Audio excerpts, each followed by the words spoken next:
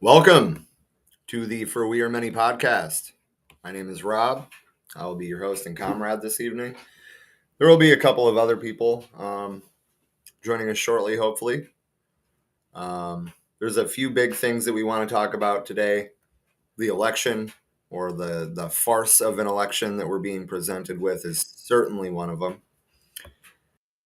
Hey, it's Rob Rich. So we're going to be talking about the election. We're going to be talking about the ongoing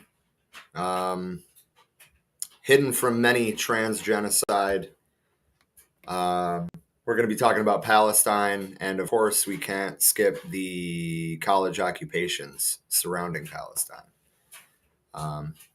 Anyway, my name is Rob. I am the Minister of Education of the White Panther Party, and I'll let you introduce yourself.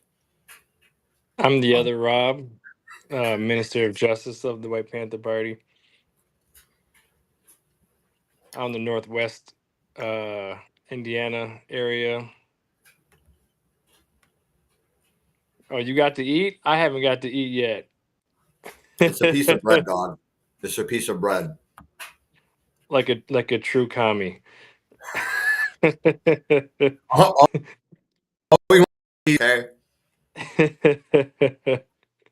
Yeah, I don't think. Yeah, you had to clear that up. Some people might not have got the joke.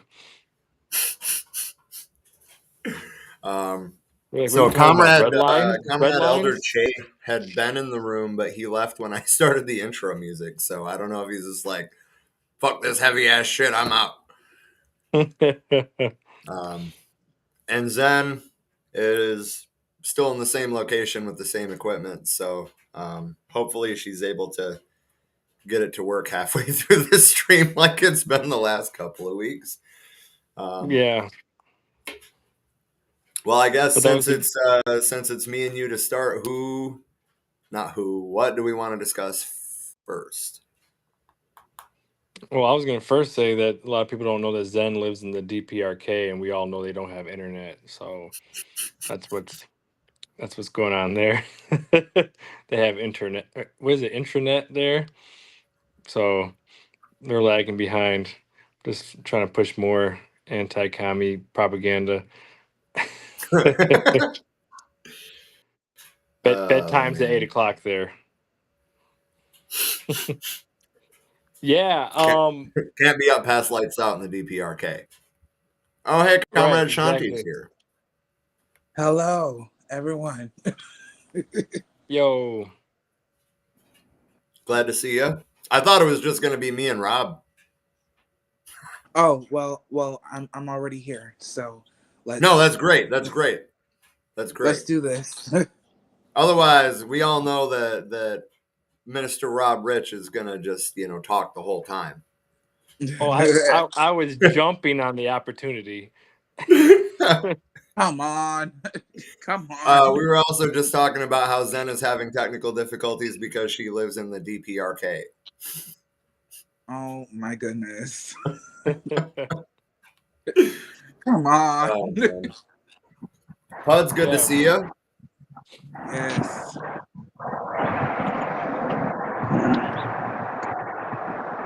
Sounds a little windy there. Yeah, where am I? Is that Marty? Yeah. Oh, shit. Nice. Sorry, again, I'm public right now, but work either. But here, it'll be like maybe 20 minutes before I'm somewhere quiet. All power. Well, Shanti or Puds, if you want to introduce yourselves, feel free. Okay. In case you've been watching this podcast for some time now, if you're new here, I'll introduce myself.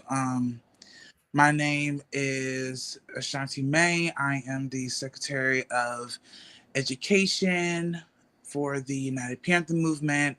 I am also currently temporary Minister of Education for the Chicago chapter of the New Air Young Lords. So, here I am. All power. Nice. I did not know. I did not know that. Congratulations. Yes. Until Sunday. So Until Sunday. Anthony in the comments asked, "What is this?"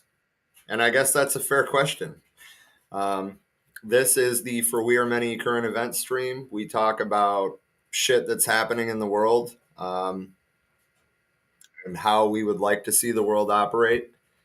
Generally, we are a pan-leftist group, anarchists, socialists, communists. That's about all I got. Yeah, so now that we have more people here, what topic do we want to tackle first?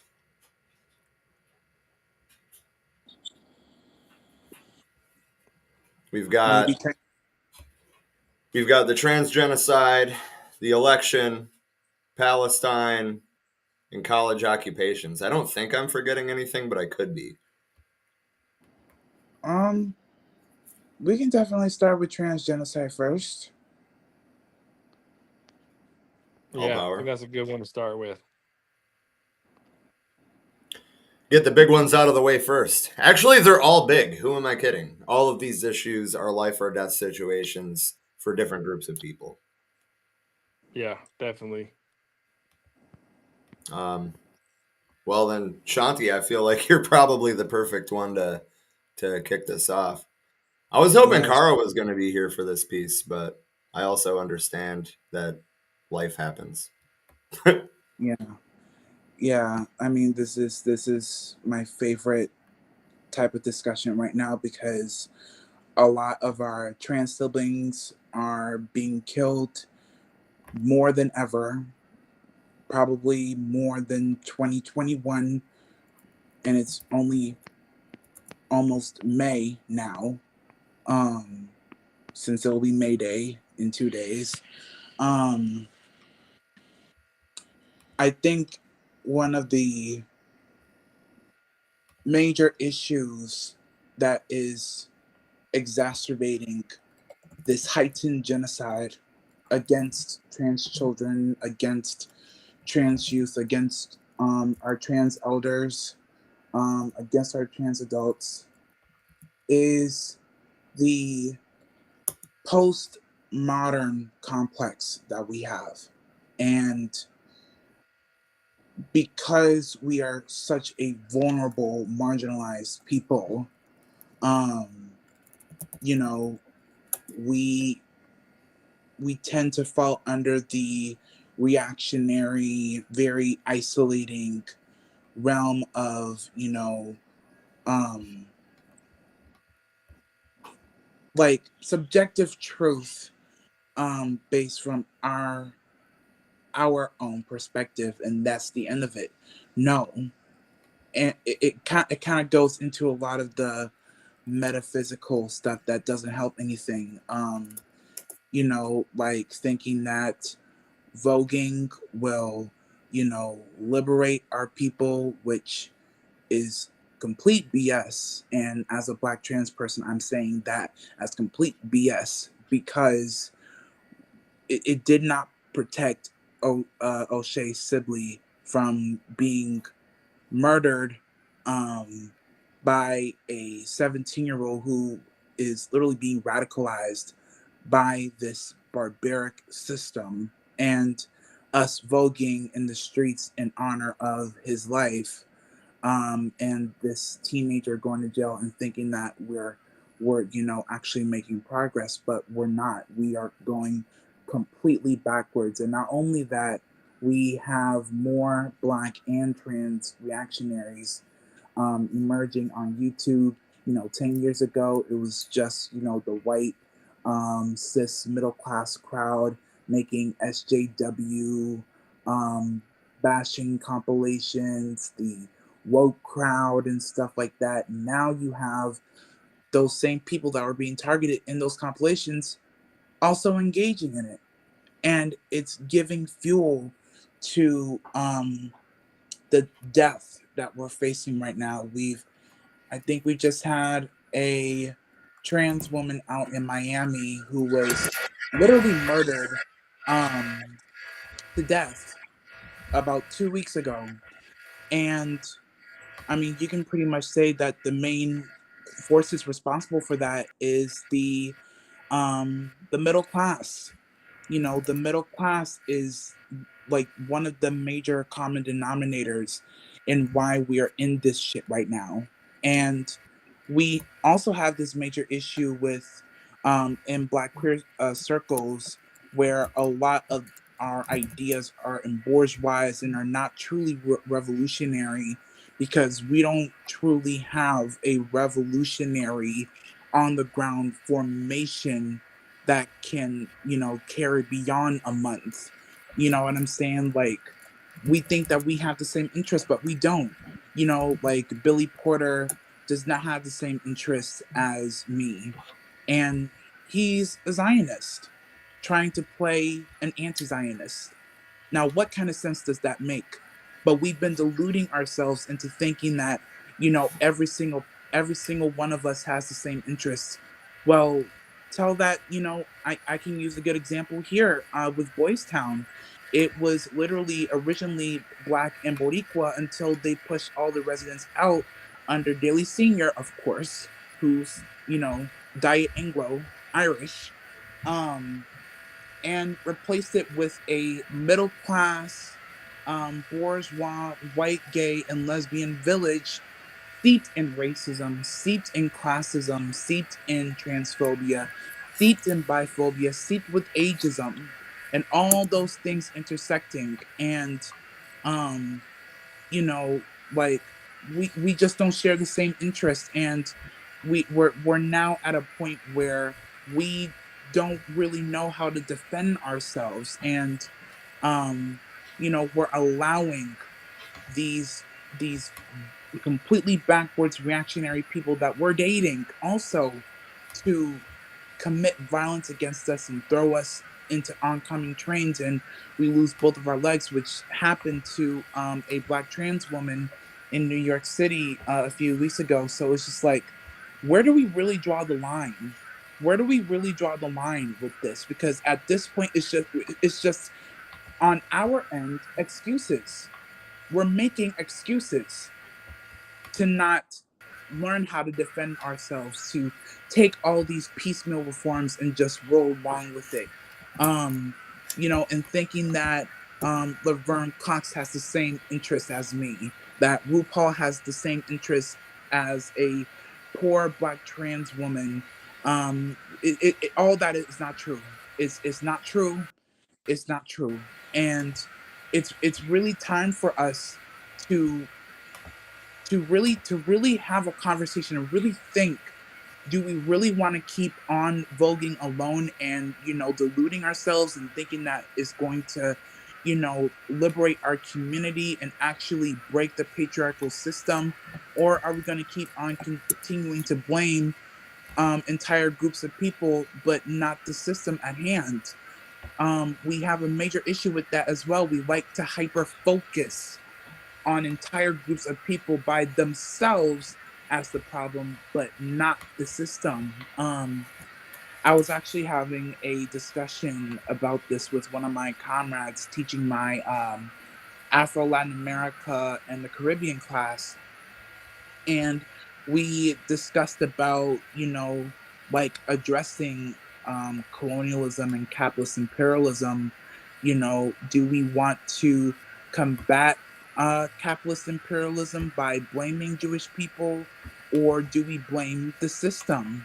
You know, do we go after, you know, Arab people for, you know, enslaving us over millennia ago, or do we blame the system that made it happen? You know, it is very, very clear distinctions that we have to make, but we fail so hard at that.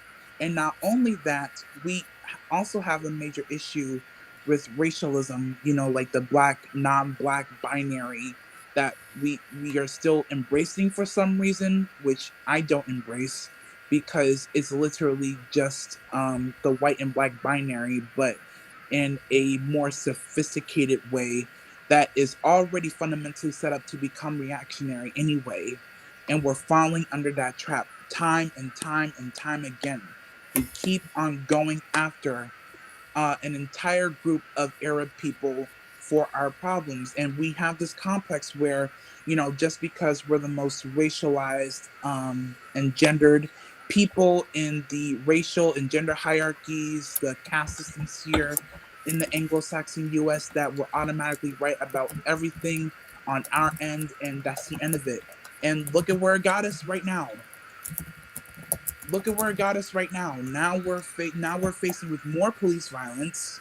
Now we're faced with even more of that, and even from our own circles, because there was also a black gay man out in Jackson, Mississippi, about a week or two ago.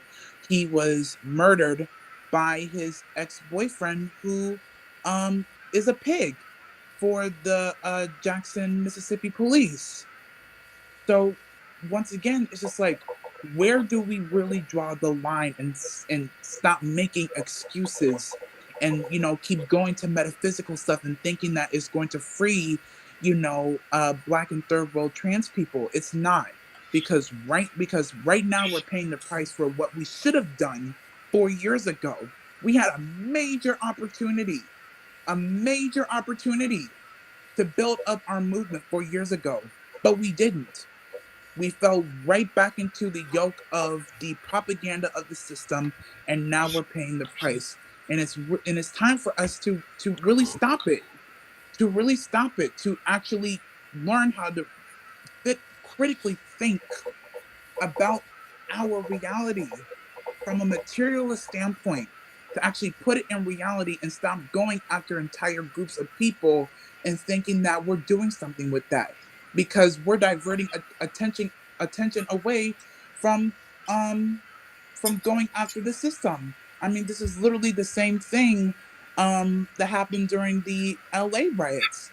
A major opportunity for new Africans and Chicanos to actually build up a revolutionary front that can carry on beyond a month or two, in those riots. But it didn't happen because there was no vanguard to lead anybody.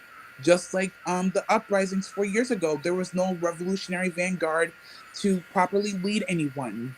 And so, with trans people in mind, we now have Next Benedict, Chevy Hill, way more of our trans community members being murdered in cold blood, because we keep on falling for metaphysical postmodern bullshit, and it's not working. It's not working. Like I said, it's not working. It has not worked in our best interests. It has not worked in furthering and building our struggle. It has not helped us during Stonewall. It did not help us with Compton's cafeteria. It did not help us with the other trans uprisings that we've had throughout our history, and it's certainly not helping us now. So, as far as I'm concerned, once again, the main people that we should be coming after is the middle class, because they are the more overt and patriotic forces that we keep going to as the leaders of our destiny. And they're not leaders of our destiny. They Billy Porter does not know our interests as black and brown, poor, trans people. As queer people, they don't know. They don't know. They don't know. Like, their stamp of class in which they are embracing their interests are really making way for their dominance coming more than ever. And so it's an important discussion that we need to have, because the more that we keep on embracing postmodern bourgeois ideology that isolates us and does not help us build our political and class consciousness, because we are so fragmented. In terms of our class consciousness, we are completely fragmented. There is nothing structured, there is nothing built to help us build our struggle towards our destiny, towards trans liberation. So we really need to keep that in mind because, you know, it's those days are over. The excuses are over. We cannot keep going after excuse and excuse and excuse and thinking that once again that trans people are being radicalized the right way. Something needs to be built, and we have to build that. Only poor trans people can do that. Not trans people who are part of the middle class, not trans people that assimilate into the Anglo-Saxon system of the US. They don't represent us. And we have to make that distinction real clear right now. All power, most definitely.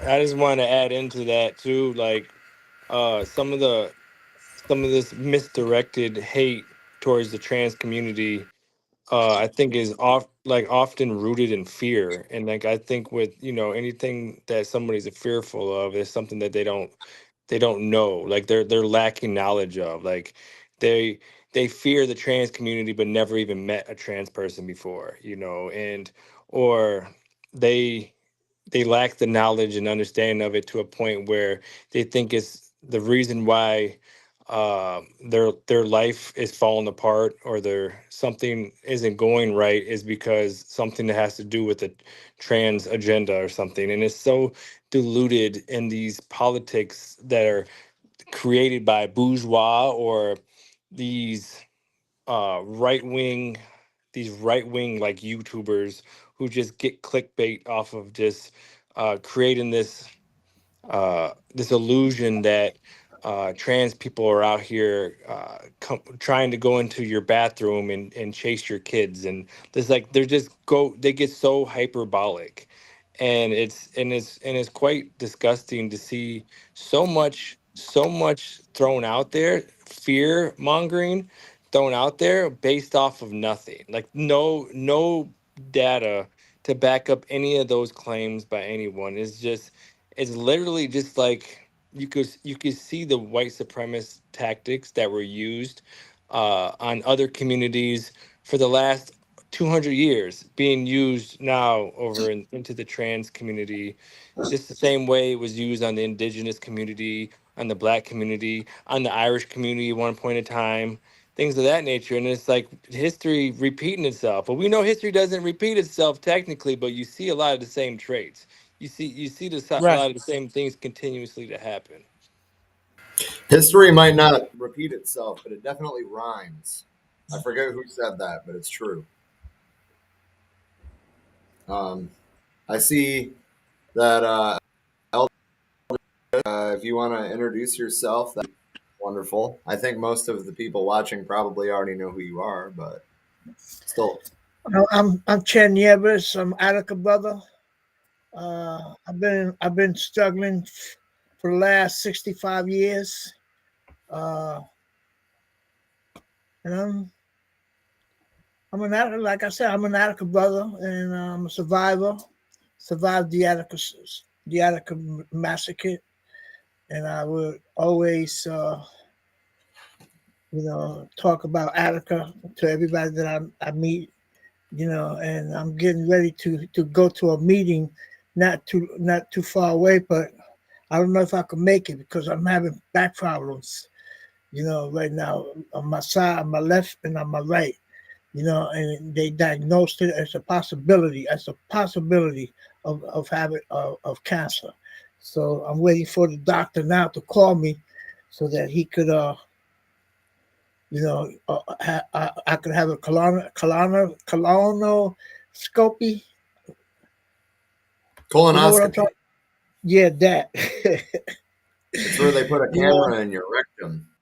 yeah, and they empty you out. I had one Right, before, yeah. and I had one before. I'm having a second one. I just don't know when. I'm just waiting for the doctor, to call me.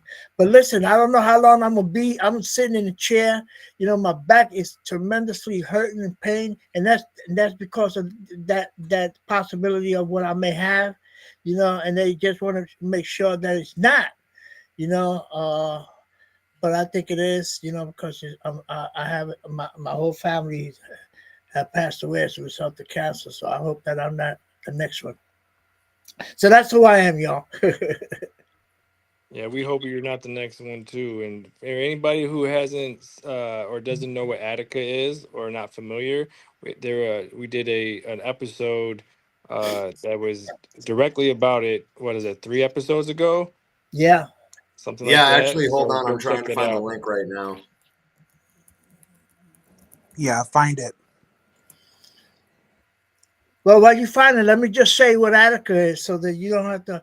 Attica is the Attica prison. You know, it rebelled. You know, people rebelled in Attica in 1971 as a result of conditions. The conditions made people rebel. You know, and we took it over for 4 days, and we negotiated with the state, but Rockefeller, being the governor at that time, you know, and getting ready.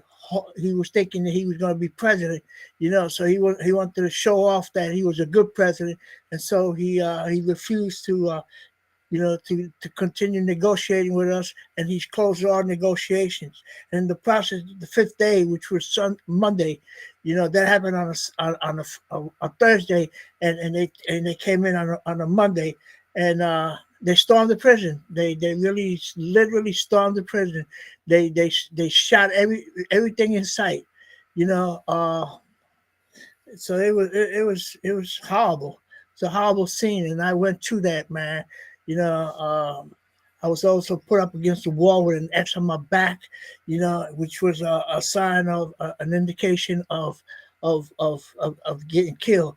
You know, but the other thing is, there was a senator who was in the observers committee, because we had observers that came in from numerous places in the city. You know, we also had reporters, so everything was live. Everything we did inside, people on the outside was watching it. You know, so it's not like we were doing things on a secret. Everything was open, and even so, you know, the state made a lot of mistakes, because they came in to talk to us, and then when they go outside, they say, oh, they don't want nothing but more rights, and they want the world. They want the world, and they totally forgot that we were watching them on the phone. I mean, on the air, you know. So Attica in 1971, not August 9 to 13. That's when it happened, and every year we celebrate Attica. You know, I just celebrated it this year, and I went to the city, and I spoke, and a few other Attica brothers spoke. You know, but there was 29 inmates that were killed. You know, along with 11 guards that were murdered. It was pre-assassination. That's what it was. You know, pre-assassination. I mean, but we know what they'll do. They'll do anything, you know. And I'm just not to change the subject for a minute, but I just noticed that this having a lot of demonstrations throughout the city in New York, especially like in Columbia University, you know, and Hunter College, and students are standing up, man, fighting, you know, getting beat up and getting thrown in jail, you know, simply because they waging struggle on behalf of the Palestinian people, you know. So let's go on. Yeah. Yes, and something that you just pointed out, which is a common theme, is how some of these politicians see how people are expendable just to get elected. Like just like you were saying about Rockefeller, we see that going on every single time. It's unfortunate, but that's the system we live under. Yeah, that's it. We need to change it, and change it soon. Ooh. Is that a segue into the elections? I mean, it definitely can be. It definitely can be. Rob, I Pretty know you much, got some yeah. things to say about the elections. Oh I know you do. no, I mean we're not voting blue no matter who. Is that not what we're here to do? I No, mean, I don't. I don't think so. Wait, yeah. what? I ain't voted for nobody. All power. All power. Oh, wow, For that's those that. who know, for those who know Um, those know me know that's a joke. Yeah, so for those of you that aren't familiar with, I guess, us and our thoughts on the electoral system, is you cannot vote your way out of this. The system does not need to be fixed or reformed. It's working exactly as it was designed. And you don't have a voice, even if you think that by voting in the primaries you have a voice, you don't. The people that are on even those lists are chosen by the people with the money. Yeah. So it doesn't matter if you vote for Trump or if you vote for Biden. The end result is going to be the same for any marginalized communities, and that includes poor whites. But if you're talking about the new African community, the Chicano community, or people in the third world in general, their conditions are not going to get any better by voting blue.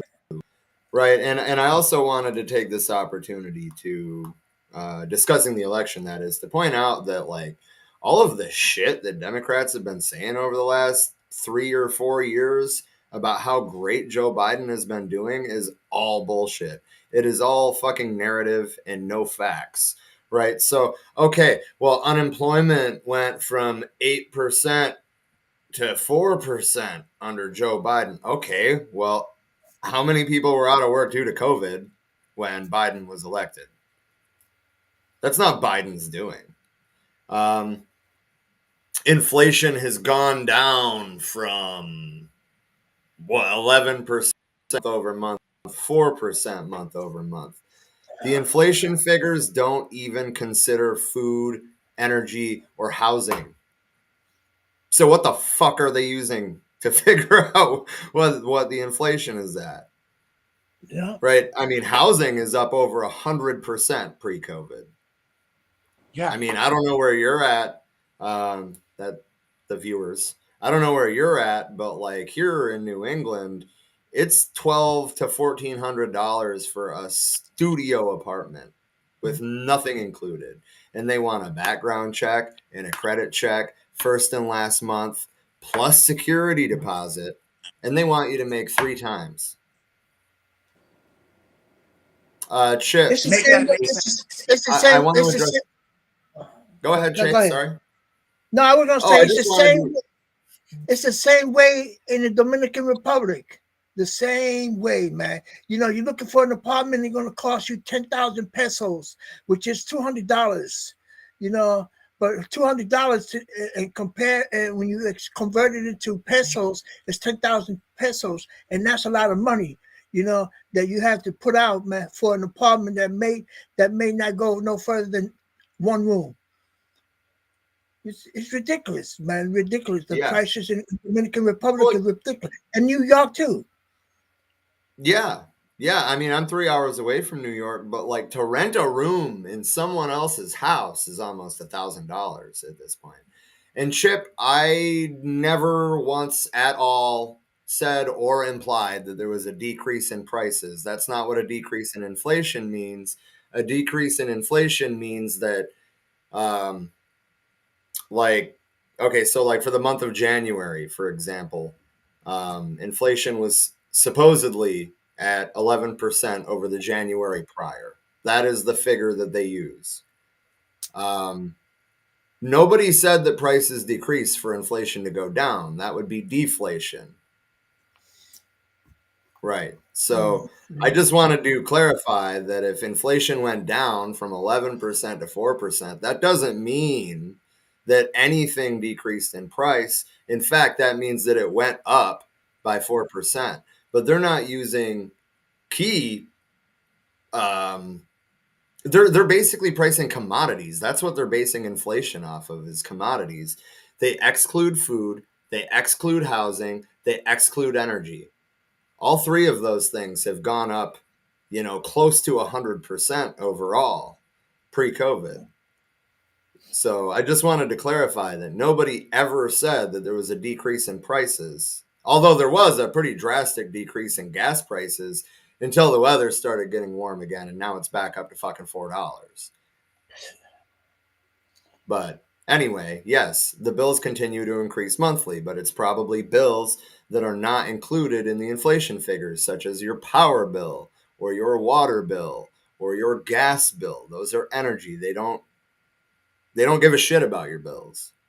They don't give a shit about your rent. They don't give a shit about your mortgage. That's the whole point. There is never going to be a decrease in prices under the capitalist system.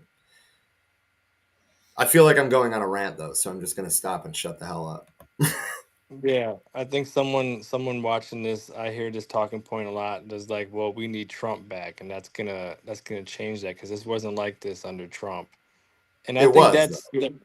right. No, definitely, no, definitely. I think that regardless of what president has been in office, there has always been a decrease in standards for the working class.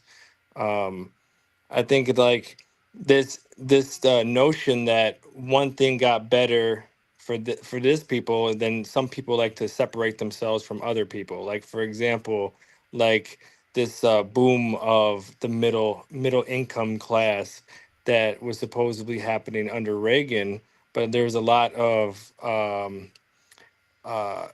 a lack of sight where there was also a huge increase of poverty at the same time.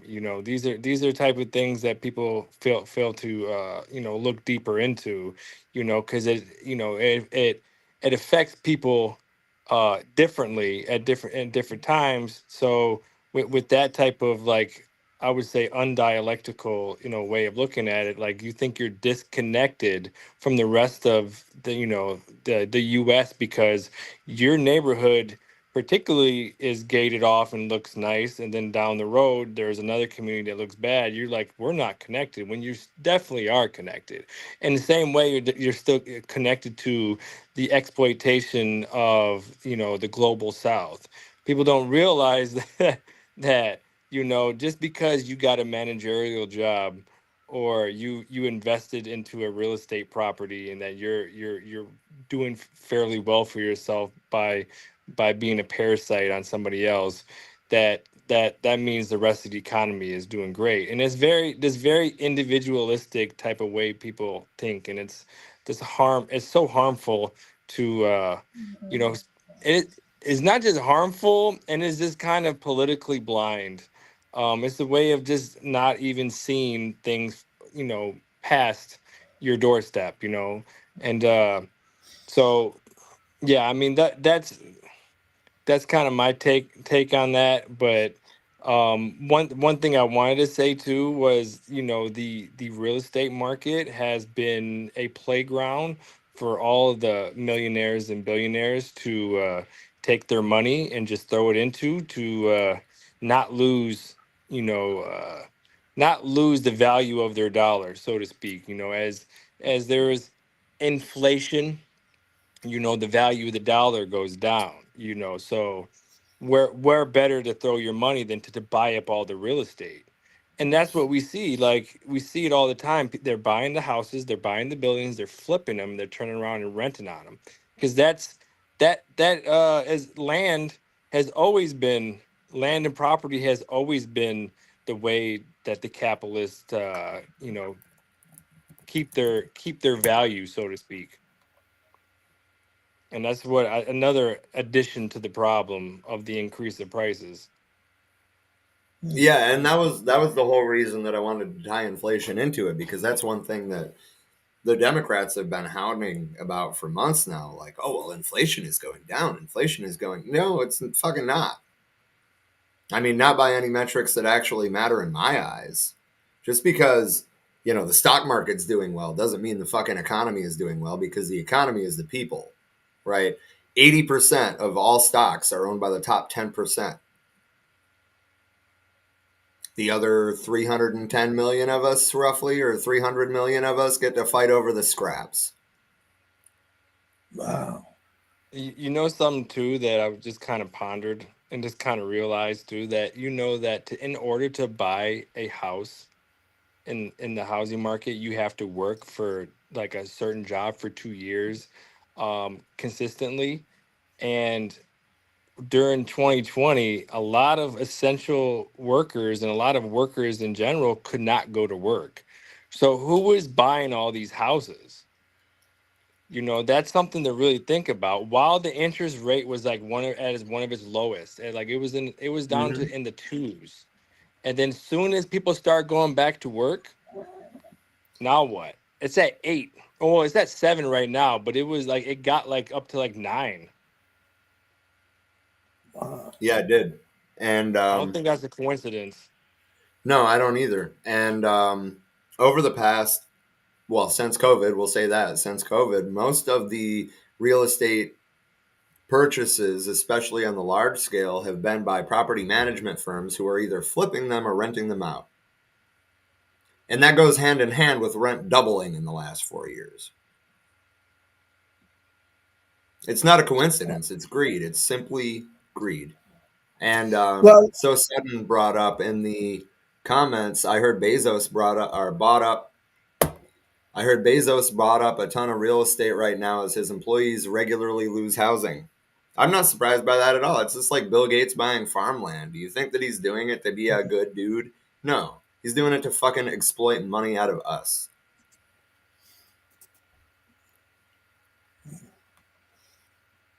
That's all I got there. You can literally watch the contradictions of Amazon just play out right in front of you. Like literally, you have all these people who are working there that they try not to give them a 40-hour week. They make them work those 12-hour shifts, keep them on their feet all day. They can't even afford to buy the stuff that they're stacking and loading, and and also a lot of them statistically are on some type of EBT to make ends meet, and they're constantly having to fire employees for like eating snacks from like that they're on the floor. You know, they like putting up a candy bar, and they like, oh, now this candy bar is missing.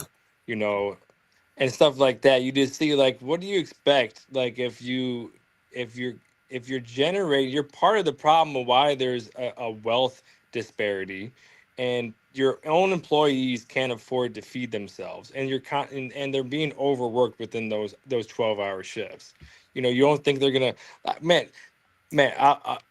Snicker bar. I'm not gonna say take it, but I'm gonna say do what you need to do.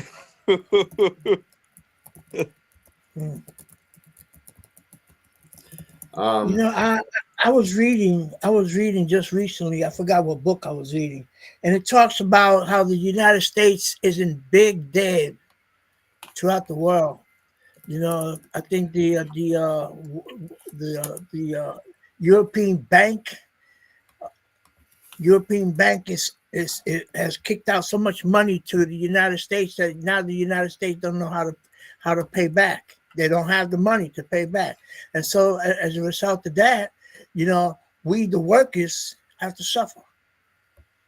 You know, we have to suffer. You know, and some of us, our wages are going down. You know, as a result of that, because they need to come up with money, you know, to give back to the European banks, because who've been loaning them the money. But the United States is definitely going broke, man. Ain't no doubt about that. It's going broke. It has hardly no money, you know, and that's going to create a lot of problems, because it may create wars also. You know, wars are the reason why there's wars, because there's money. If there's no money, there's no wars. And wars have always created money, you know, always created that, you know. And so the United States finds itself right now causing a problem with China, you know, because they figure that China's trying to step in, man, and take over. Well, as quiet as kept, China is trying to step in and take over, because China economically and technically is very much advanced, very much advanced. You don't think so? You don't think so? Somebody said no. No, someone was talking to me. I'm sorry. Oh, no, that's okay. We can always discuss that. For the China is stepping in slowly but surely. With its alliances. You know, and so I don't know, man. It seems like the United States. It seems like they're going up in smoke. I ain't got no other word but to say that they're going up in smoke. And their money is in a basket. Now listen to this. Their money is in a basket with other money who have same values. The same values. Other Western monies that have the same value. So I don't know. I don't know what's gonna happen with the United States. It's going crazy. Yeah, they dumped all their Yeah. money into building military. Yeah, I agree wholeheartedly. So I wanted to address something that Zen here said here in the private chat. Would be a lot better if she were able to come on and give more context. I did do a quick Google search. I can't see any. You were I able to can't see. Okay, yes, I can, but you just interrupted me. I did a quick Google search, and I can see that Zillow has started back in 2019 purchasing their own listings essentially so they can double dip and make money off of it. But there's a whole lot more. It's a whole lot more convoluted than that, right? Like, I mean, they own their own loan processing firm. They own their own real estate agency. And now, in addition to that, they own, and she's gone, they own a bunch of houses. I can't see anything that shows that it's on the scale like Zen I guess she didn't really say that. I guess I'm just adding to it on my own. But she pointed out it's wealthy investors and real estate corporations like Zillow buying up all the properties.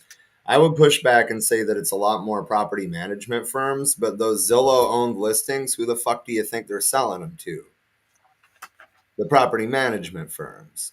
And, just to make this all make sense, Zillow used to just be a site to list on. And even they did that crooked because they harvested information from MLS realtor sites and put it in their own fucking website and made a profit off of it.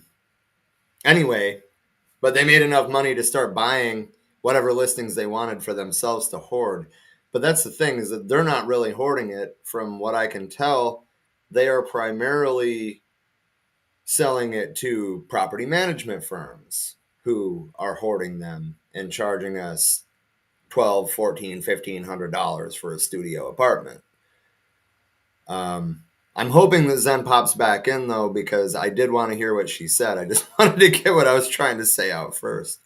But yes, she's absolutely right. Zillow back in 2019 started actually buying properties.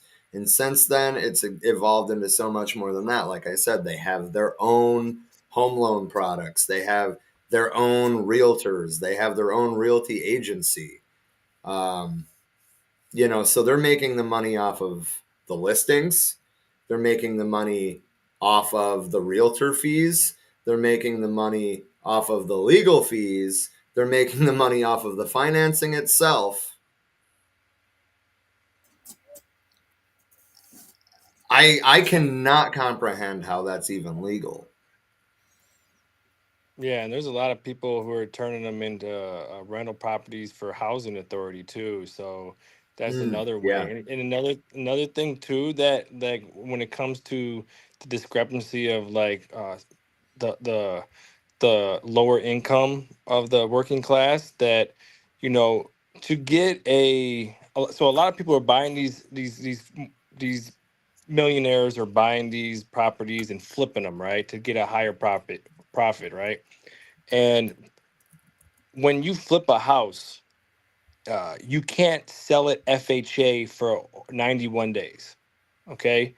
So most people who don't have a lot of money go FHA when they buy a house. And that's because it's supposed to protect It's supposed to protect from getting like a faulty loan or from getting like a house with a roof damage or something like that. And also, you could put less down. 3.5 is what you put down for an FHA loan, where a conventional loan is 5%. That's a big difference when you're talking about $100,000, right? And so all these houses that are getting flipped are popping right back off the market, showing that there's more people, that these are people who either have money. These are a lot of times they're the corporations or management firms are just buying it back from another firm that's flipping them. So they flip them, someone else buys them, turns around, and then the flipped house gets sold. Gets rented out for a profit. Meanwhile, someone like a family member of mine who's been trying to get a house can't even get one, and it's so hard to try to even get one. And the reason why they're trying to get a house is because rent is going to keep getting jacked up, and she can't afford it. She said, I can't afford it. Like, at least if I try to get my own property, I could try to control the price a little bit, even though insurance is still going up, everything else is still going up as well. But yeah, no, it's almost like another version of 2008. I would argue that it's probably going to be worse than 2008, but we don't have any way of knowing until it happens, and that's the terrifying part. Chip said, I think Airbnb is another shitty service that messes. I'm actually super glad that you said that in the comments, because I wanted to point that out myself.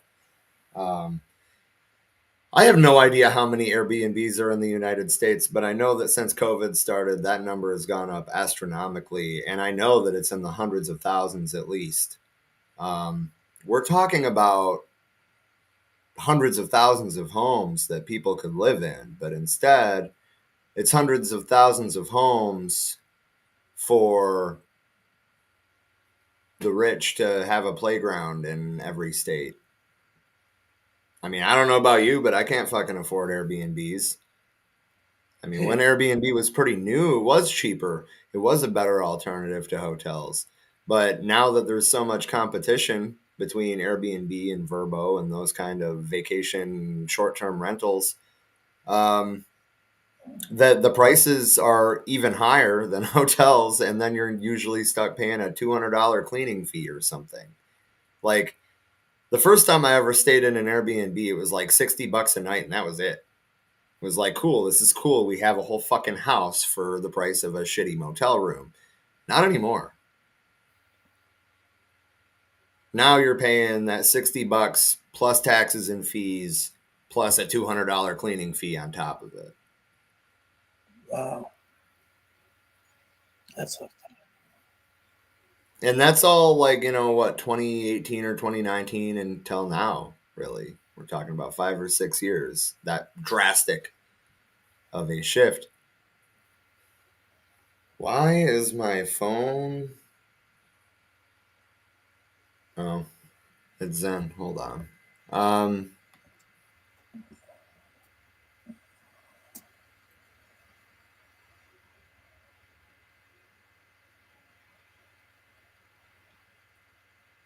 Okay, Zen and Richard are talking in the chat.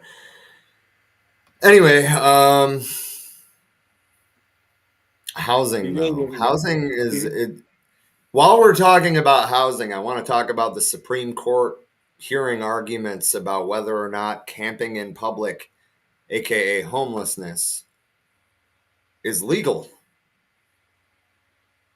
And they're trying to set the precedents that homelessness is a choice.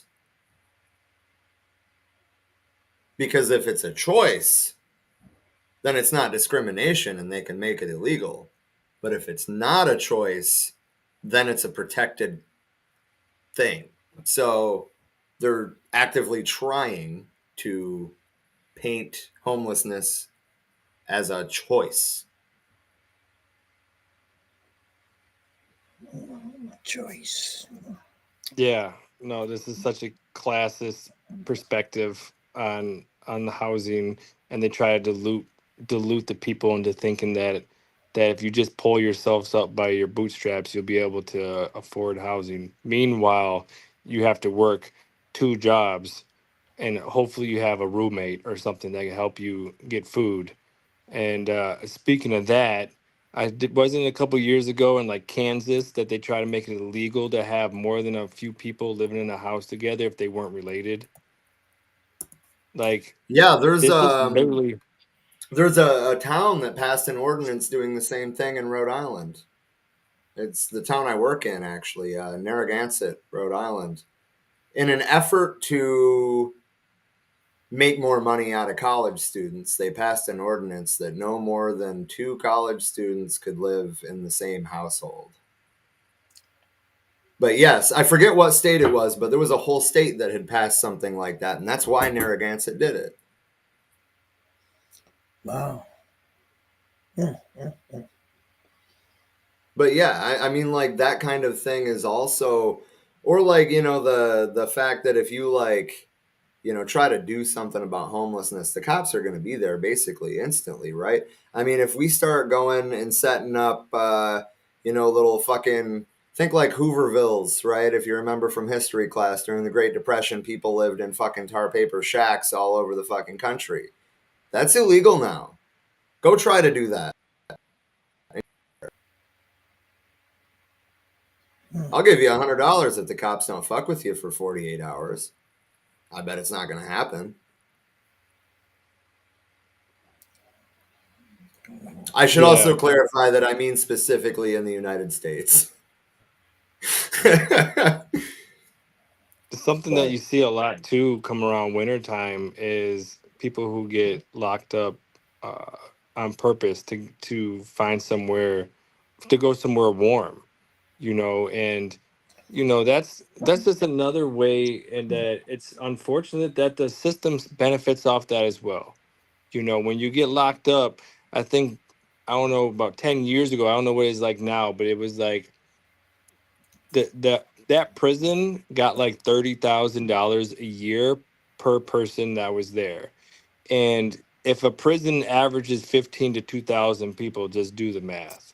And that's not on top of how much, you know, goes into other stuff like commissary, phone calls, and stuff like that. But like, it's just one merry-go-round of profits over people, like constantly, no matter what realm that you go into, you know. And you see things completely flip on its head. You know, one minute, you know, it's going this direction. If it's a, you know, but if it's a profitable thing for the capitalist, they're going to take it in a completely other direction.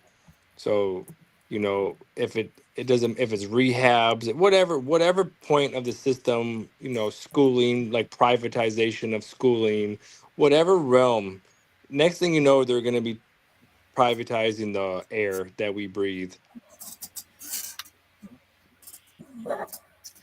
You know, some years ago, you know, when I lived in Lower Manhattan, you know, there's a park. It's called Tompkins Square Park, right on I think on Eighth Street. You know, and what, Third Avenue? Yeah, Third Avenue.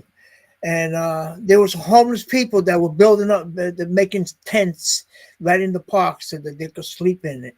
You know, and the cops, you know, the pigs, man, for a moment, they gave them the opportunity to do that. But before you know it, the whole park was full of tents with homeless people in it. And police, man, police came and raided and wind up beating people up just for sleeping in the park. I mean, come on, man, it makes no sense, you know. But they've been doing that throughout the years, you know, and so I don't know, you know, homeless people need a well, I think there's been a movement for the homeless people, haven't there? I mean, yes and no. There's been like protests and rallies and stuff all around the country about the homelessness crisis, but a coalesced movement, I wouldn't say I've seen that specifically. Ria in the comments said the homeless will become the permanent slave class. And I think that's exactly what they're going for. Because if they criminalize homelessness, then they can put the homeless in prison. Prisons are not public justice institutions, right? They are for-profit slave factories, literally. Yeah. Read the same amendment that banned slavery legalized it. The phrase of a crime, right? So if homelessness is a crime, they can legally, under the U.S. framework, enslave you in a prison. Well, homelessness, from what I gathered, from what I read throughout the years, homelessness have always been a crime as far as capitalism is concerned. When back in the 20s and 30s, when people didn't have no jobs and they were like hanging out in the streets and stuff like that, you get picked up and put in jail. Just for hanging out. You hanging out on the block. You get you picked up and put in jail and accused of what was the oh God, I forgot. But it was a nasty scene for many people throughout the years, man, because homeless people have always been abused by the police, and so I mean I don't know. Yeah, after slavery so-called ended, Yeah, a way that they got people to go give more free labor and enslave more people was by making those laws that if you didn't have a job or if you were homeless, that you would go to prison and then you would go work there. So you would yeah, either go work as a sharecropper, basically making other people money the same way, or you go into prison, you know. So it was just another way of perpetuating slavery. yeah, yeah. Wow. Chip said, "Have you seen LA? It looks like a damn zombie flick." I would imagine it's even worse now. The last time that I was in the LA area is when I was living in Arizona, and I've been out here for 2 years now, so it's been a little bit. But yeah, it's not just LA though. Phoenix has just as big of a homeless encampment as LA does. The difference is in LA, they're surrounded by rich people, right? That's why they care so much about LA, is because these Hollywood executives can't walk out of Capitol Records without stepping over a homeless person. That's the only reason that LA is shown in the media the way it is.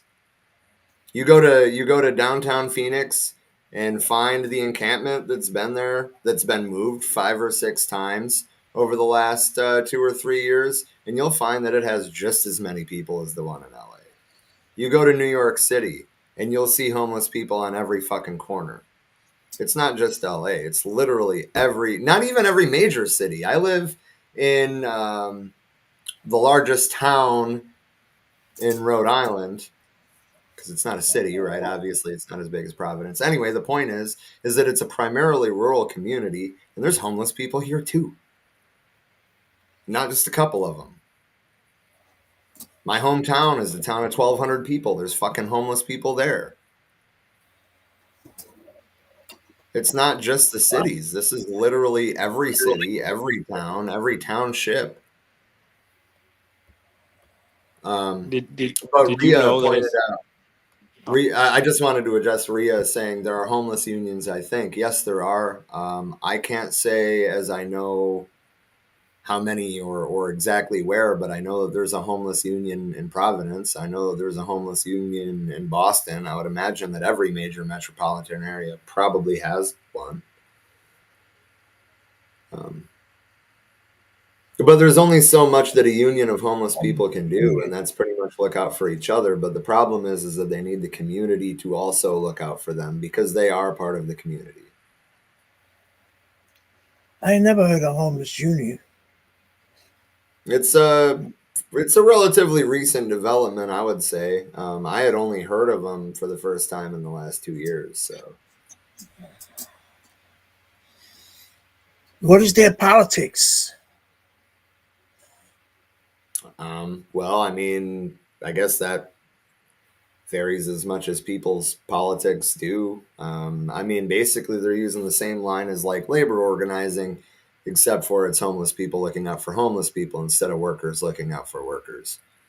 Mm. But that being said, much like a union, you got your people that are like, oh, we need more shelter beds. And then you've got people that are like, we need to seize houses. Yeah, I wanted Which, to give a shout out. go ahead. Oh, I wanted to give a shout out to the Poor People's Army. Anybody who's not familiar with them, go look them up.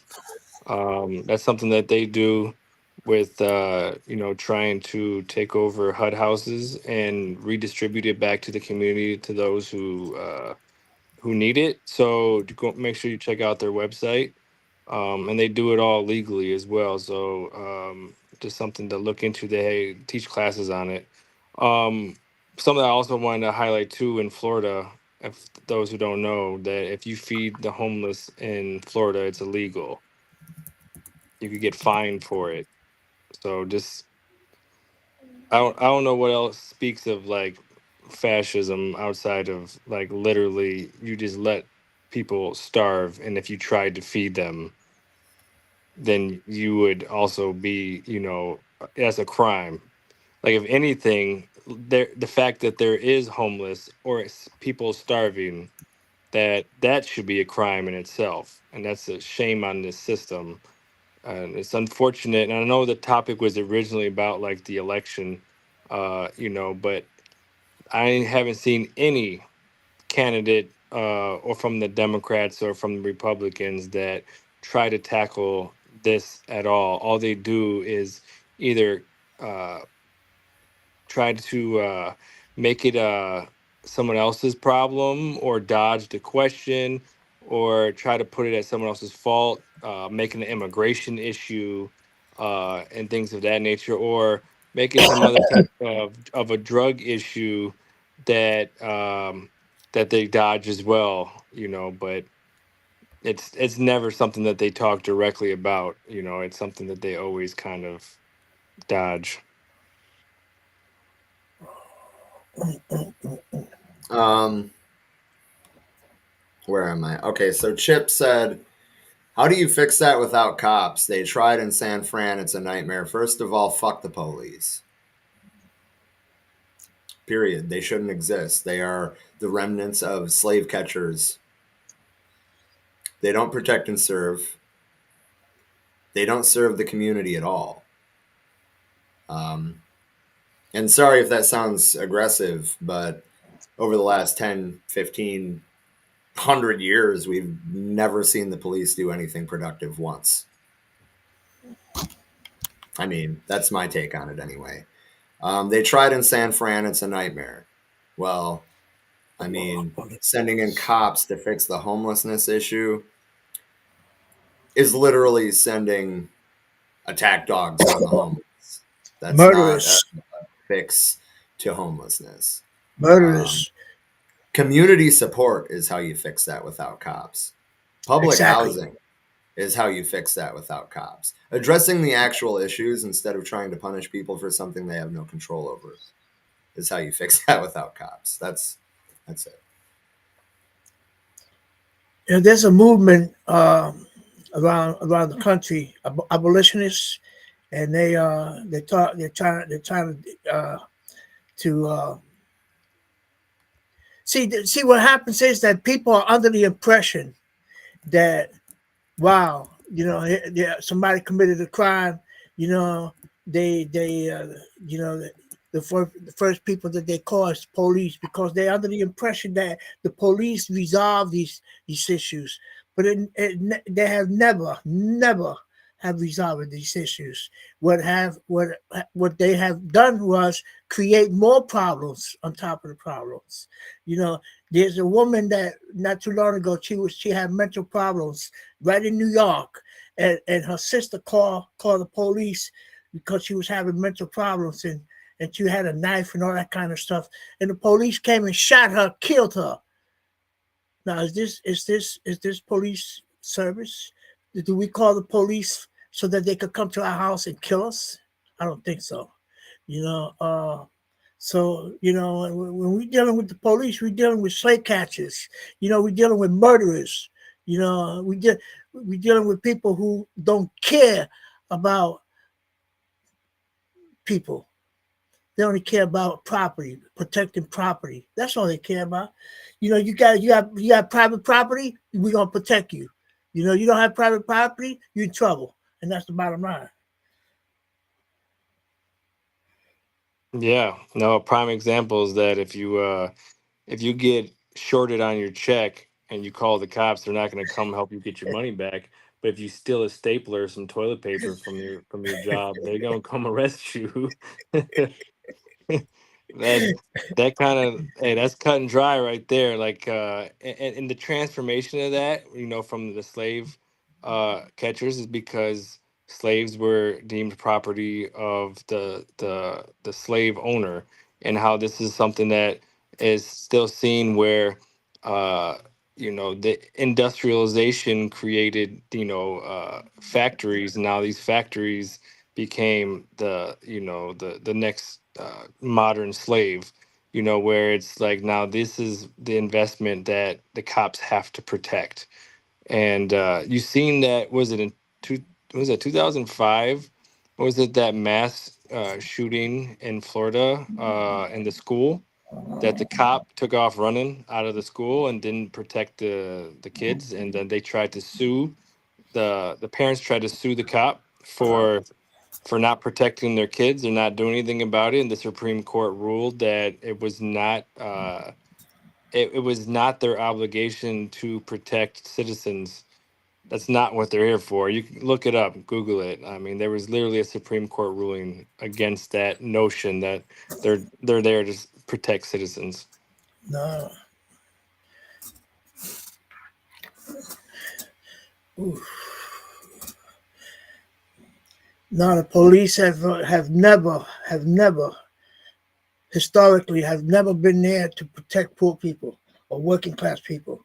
They always been called men when it comes to private property, and disturbances within the neighborhood of the private property, and they come, but they have never. I don't see, man, where they have been effective. They have had any effective, calling the police. Basically, what's happened is that they call the police. Police come and create more problems for the people. So I mean, I'm an abolitionist, and I don't believe in police. I believe that they need to get rid of the police. I need what needs to be done is to take the fund that they get and invest it in the community, so that people in the community could be able to resolve their own problems. Because people could resolve their own problems if they only think. But under emotions, under very stressful emotions, the only thing that they think about is calling the police. They need to sit down and think about it and resolve it, because people in our neighborhoods could resolve their own problems if they only think about it for a moment. Yeah, definitely. And I know there's a lot of reformist things that we can only do is we could do a couple things and the cops would be better. Um, what's that old quote? You could put polka dots on a pig and it's still a pig. It's like it's not going to change the system and how it was created. I don't know if Rob's going to be back in a second, but I don't know if this would be a good time to go into our third topic.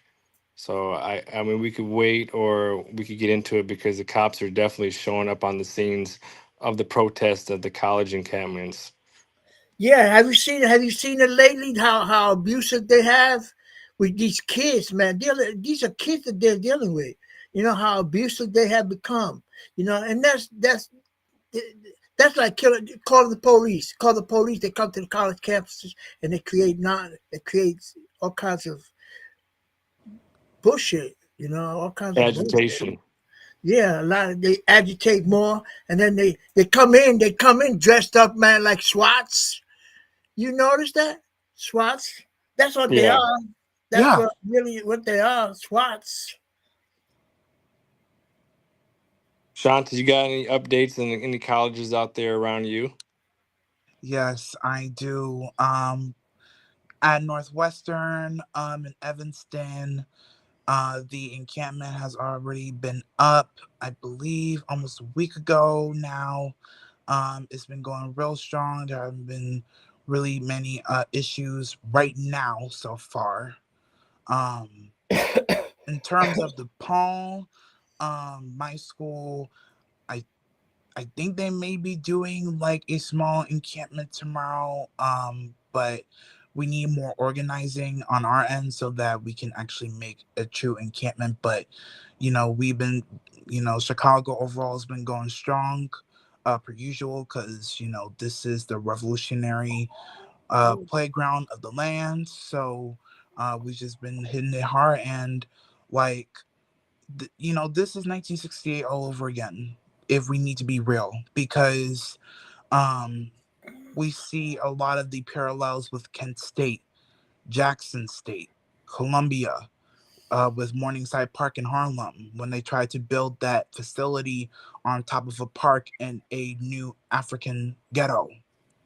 And like, Columbia is still gentrifying Harlem, just like how DePaul is also still gentrifying Lincoln Park, if you want to be true about it.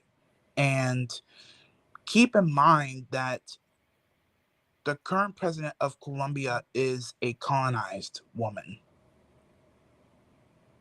not Anglo-Saxon, not white, colonized, an Arab woman. And but she is middle class. She's in a high place and is calling backup from the same forces that are killing her people over the sea. When you're a part of the middle class, you don't care about any of that stuff, no matter how hard you try, which is why we stress so hard on not trusting the middle class, no matter if it's small or big, unless it's specific material support for our struggle. But besides that, they're not to be trusted, because, look, but colonized people cannot, enforce racism too, right? I mean, we keep deluding ourselves with this lie, right? Did we forget about Rainbow Push? Did we forget about all these black middle class entities that have done so much harm, to our communities? Like like, and even here at DePaul, like 80% of the students have food insecurity, but DePaul's administration still has a middle class new African man, philosophy professor, who is preaching racist, anti-indigenous shit about Native Americans and Chicanos. And the administration is trying to use money, our tuition, to build this athletics complex over 4 houses that go back to the 1890s, so over a century, for an athletics complex for a basketball team that cannot win not one game. But you already kicked out all the Boricua folks out of El Barrio 56 years ago. Okay. Like, we know that these institutions are bourgeois. We know that these people will never ever take accountability for anything, because that's the point. That's literally the point. And now they're trying to use all their fascist forces and their precious middle class elements um, against us. And we knew that they were going to do that again, because the middle class fundamentally has a lot of hate in their heart and in their mind. And they're loyal to the fascist system. I mean, the US is literally a fascist country fundamentally anyway. So, I mean, we know what they're capable of, because they are afraid of us having a level of political consciousness that they have done overtime to destroy with COINTELPRO, with the Black Panther Party and the student movements. Like the Young Lords included, AIM, the Brown Berets, young people, but they care so much about the children, right? They care so much about us, right? I mean, aren't we the future? That's why they're trying to ban TikTok also. It's not about the kids. And if anybody that still believes that bullshit is down for it, I mean, come on. Like, it's not about protecting the children from all of these bad people badly influencing them. The bourgeois influencers on there. They're only banning it because of the fact that it's a tool to kickstart political consciousness for young people. Because TikTok is a platform for young people. So you already know it's never about protecting them. It's about protecting them from being conscious, right? It's to protect them from being politically conscious and actually being part of the struggle, to build up struggle outside of the voting system. And a lot of the young liberal elements that jokingly um, make jabs at children about the fact that, they're glad that TikTok is getting banned, they're playing right into that fascist rhetoric. And they know it, but they don't care. They don't care because they have a lot of backwards ideas themselves. And they don't have their interests in the hearts of young people who are Mm-hmm. actually resisting against these institutions and literally risking suspension. And I mean, Or Colombia, worse. Colombia literally um threw out a lot of students' belongings in the dorms out into an alleyway. Come on. Yeah. Do we want to keep on So pretending that you these actually institutions kind have? of started transitioning into the next topic, which is what Yeah. I was going to use some comments to do it, and I'm glad that you did. But finish what you were saying. I'm sorry. It's okay. Like, do we want to keep on pretending that these institutions have our best interests for young people? They don't. Not black people, not brown people, not red people, not yellow people, not the Irish people, because they still think that the Irish are apes behind their backs. We know this. We know this. They just want to be they just want to see how far they'll keep on playing this game until they have that breakthrough. And then they'll see what happens when you don't abide by the Anglo crowd in town anymore. Mm-hmm. Simple as that.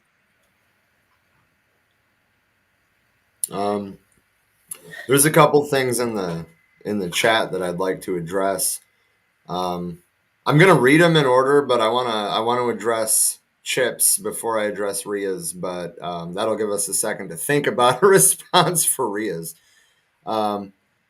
Now, I really want to understand how slavery is going to fit into a society headed towards replacing people with AI and machines.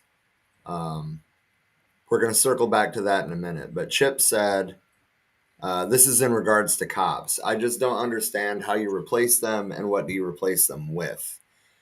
There isn't a single solid answer for this. It might look different from community to community.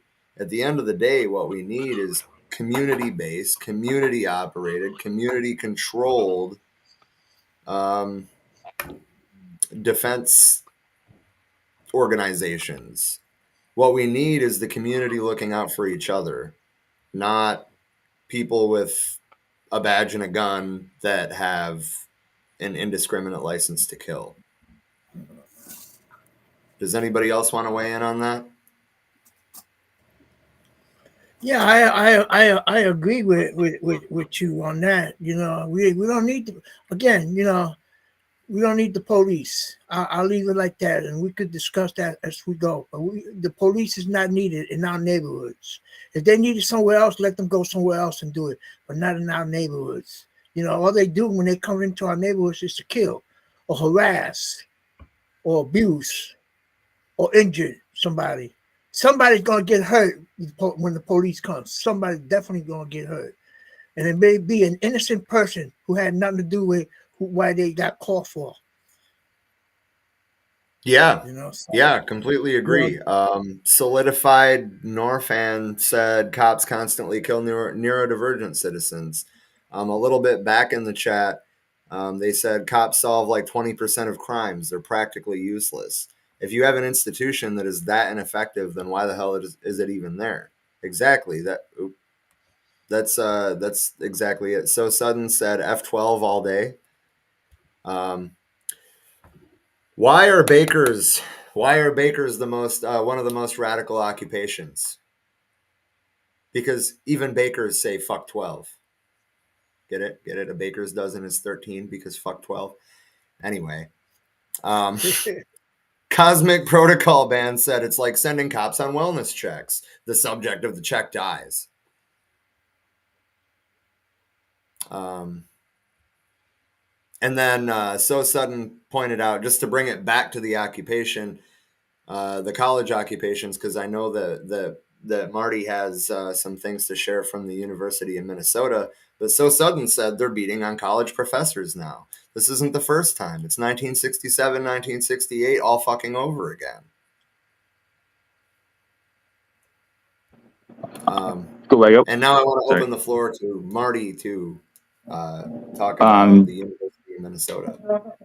yeah, I only got a second to here, but yeah, I just wanted to say there's like adventurism. There's got to be like people got to be on guard against that too. There's like a more middle class sort of alliances forming between like little micro trap groups and anarchists that are more trying to force riots. And they're you know, I don't know how to put it. I'm trying to be careful with how I word it, so it's not to out anybody. But you just not go looking for a fight necessarily, and be at least on some level respectful of elders and trust people who've been through it before. I'm speaking to anyone that not responding to anyone here. I'm responding to stuff that's going on the ground and on the U of M campus. That's getting pretty heated. So yeah, just because it can bring down a lot of repression and smash shit up in the wrong way. But yeah, I'm at my job right now, so and that's all I got right now. All power. So what was Ria's thing I wanted to go back to? Oh, yeah. Now I really want to understand how slavery is going to fit into a society headed towards replacing people with AI and machines. I think that there's a lot that we can say about this topic, but I want to point out that we're still a long way from replacing your average worker with machines. For example, I'm a line cook. I have been for a long time, right? And I've seen more than once now videos of cooking robots that are supposed to be taking my job 10 years ago, and I still have it because a robot can't do what I can do. The technology simply isn't there yet. That being said, I think that it's probably going to look a little bit different, but I mean, essentially, it's going to put workers in general at risk, right? Because if companies can make more off of prison labor, aka slavery, and replacing people with machines, then why are they going to hire you? Why are they going to hire me? They're not. They would rather put us in prison and have us work for free. That's really all I have about that. But that's a great question, and I really had to think about how to answer that because how is slavery going to fit into a society? I think slavery is going to replace the worker, the wage worker.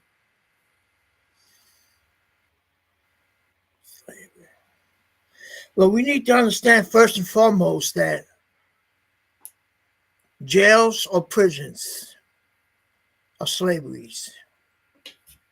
You know, they're modern day slaveries. People taken out of society and put into jails and prisons so that they could labor for free. So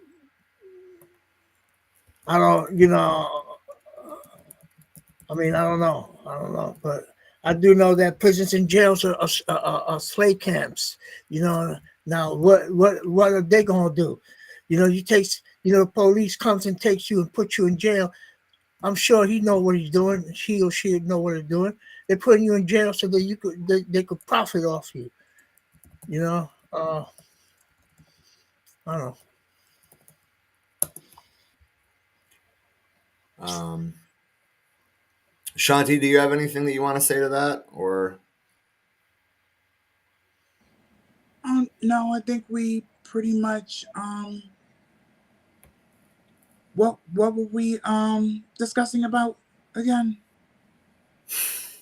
The question posed in the comments was, I'm scrolling back up. Now, I really want to understand how slavery is going to fit into a society headed towards replacing people with AI and machines. And basically, my take on it was that I think that slavery is going to replace wage labor in said society. But yeah. Yeah, pretty much. Pretty much. As long as capitalism is still here. Right. Chip, I feel like has been and I'm not saying this in a bad way. I feel like Chip has been pushing back on some of the things that we've been saying throughout this show. And he said, I don't think the USA is anything like Nazi Germany. That's a reach. Nazi Germany was literally inspired by the United States. The Holocaust was modeled after the extermination of the natives here. The enslavement of Jews was, in terms of forced labor, was based on a combination of and the prison industrial complex. It's not a reach. In fact, the USA was Nazi Germany before Nazi Germany was ever conceived. And their founders will also tell you that. Jim Crow was an influence on Nazi Germany. The extermination of the indigenous people of this continent was an inspiration for Nazi Germany. Not to mention that how many high-ranking Nazis came here scot-free after World War II. They worked at NASA. Right. They worked for Boeing. I mean, we enabled them in the first place. We inspired them in the first place, and then we gave them safe haven. I don't think that it's a reach at all to say that the USA is exactly like Nazi Germany. Yeah. And if you think that you're free, go outside and try to be free in a sense that doesn't mean owning property, because that's what freedom in the United States equates to.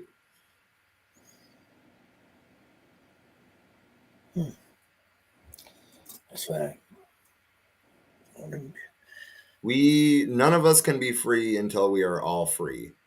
And while there's still political prisoners in prison, none of us are free. While there's still college students being beaten down in their campuses for calling for their university to divest from a genocidal state, none of us are free. While there is a single homeless person sleeping in the cold, none of us are free. So I don't know what in the hell you're talking about by saying it's a reach to doing like Nazi Germany. Now, I never drew that correlation in the first place, but since you took it there, it's not a reach. It's fact. Read Mein Kampf. You'll find out exactly what I'm talking about. Read declassified documents on Operation Paperclip. You'll find out exactly what I'm talking about. Talk to any well-educated indigenous brother or sister on this fucking rock, and you will have an idea of what I'm talking about.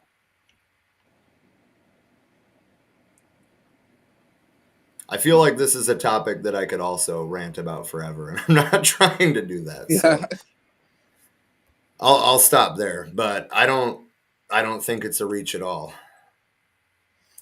It's another book. You ever heard about chessboard?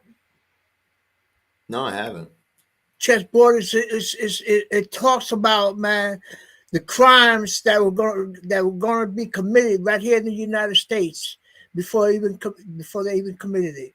9/11 was predetermined. It was predetermined, and chessboard talked about 9/11 before it even happened. Before it even happened. So that's the United States has a lot that has been done to people all over the world, not only in the United States, but all over the world. They have went and massacred people all over the world. I mean, the Native Americans, just the Native Americans alone should say something about, what's happening with the United States. The United States it's not beautiful. It's ugly. And I hate, and I'm telling you with all my heart, I hate living here. I ain't got no other choice, but I hate living here because it's hypocrisy, not democracy. It's the hypocrisy. Remember Malcolm X said, the United States is not democracy, it's hypocrisy. And that's what it is. It's hypocrisy. And it makes people believe that everything is sweetie. There's nothing sweet about the United States. It's ugly. More uglier than Nazi Germany, as quiet as it's kept. I'd like to push back on that a little bit. I think the system that we live under is ugly. I think that we live on a beautiful piece of land. It's just a fucking shame what the people that run it have done to it. I mean, that being said, I'm sure that's true about other places too, but I can't afford to leave this place. And so actually, hold on, side quest here. I got something else to address, right? So like I hate it when fascist leaning people or conservatives in general will say things like, "Oh, well, if you don't like it here, well, then leave."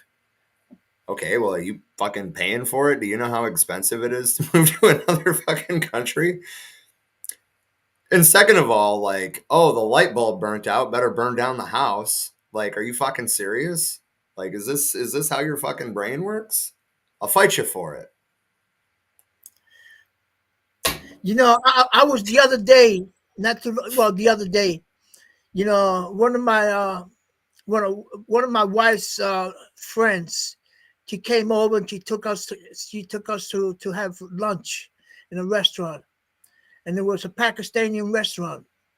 And I walked in and I sat down. We was talking Spanish, and all of a sudden this European woman came in, and she looked at us. We talking Spanish. She said, "Oh, we got immigrants up in here, huh?" I said, "Ho, ho, ho, ho, ho, ho. Who you calling an immigrant? I was born here. Who you calling an immigrant?"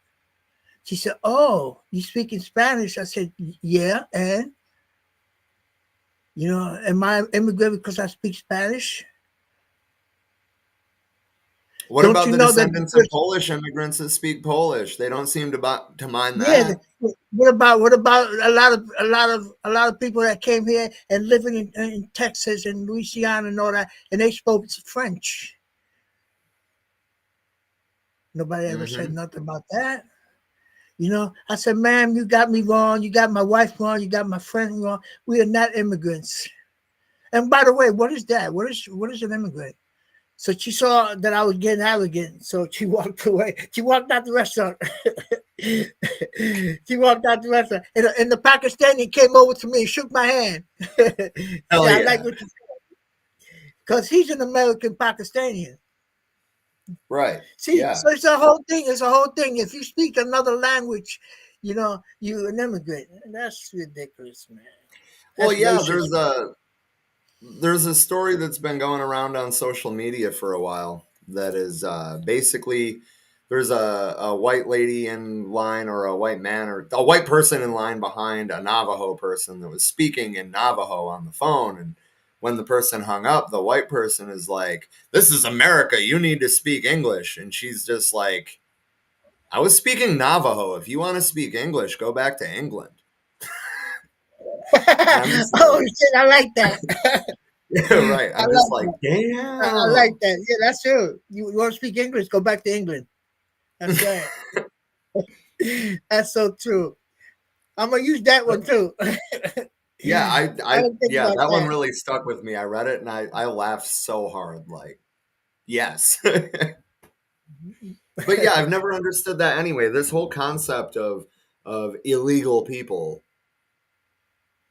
just blows my mind. Like, nobody is illegal for existing. I don't care what side of some arbitrary line they were born on, especially when it comes to Chicano people in North America.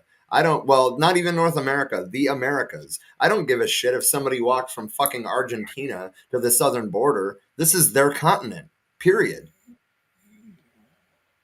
Yeah. Yeah.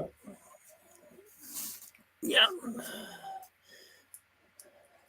Um, so I guess to go a little bit deeper into the college occupations, and I'm sure at some point Shanti's going to pipe up because, you know, while she's in college and probably a lot more in touch with the student movement than I am.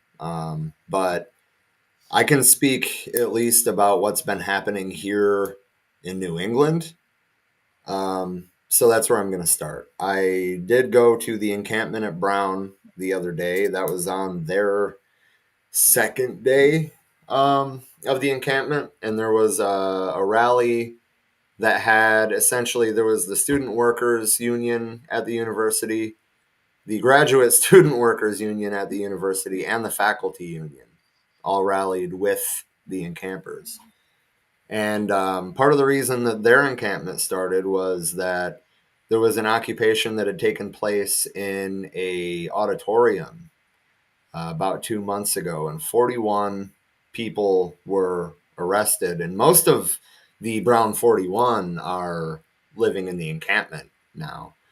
But within the first day of the encampment being in place, Brown PD was going through trying to, like, let me see your student ID. And of course, like, there are law students there that are going around telling everybody, don't you dare fucking show them your student ID. They have no right to ask you for it. Like, what the fuck is this? Show me your paper shit, you know? Then there is Emerson College in Boston. I think it was about 48 hours into their encampment. They were essentially surrounded by police. I mean, they were able to hold their ground, but they've been repeatedly attacked by the police since.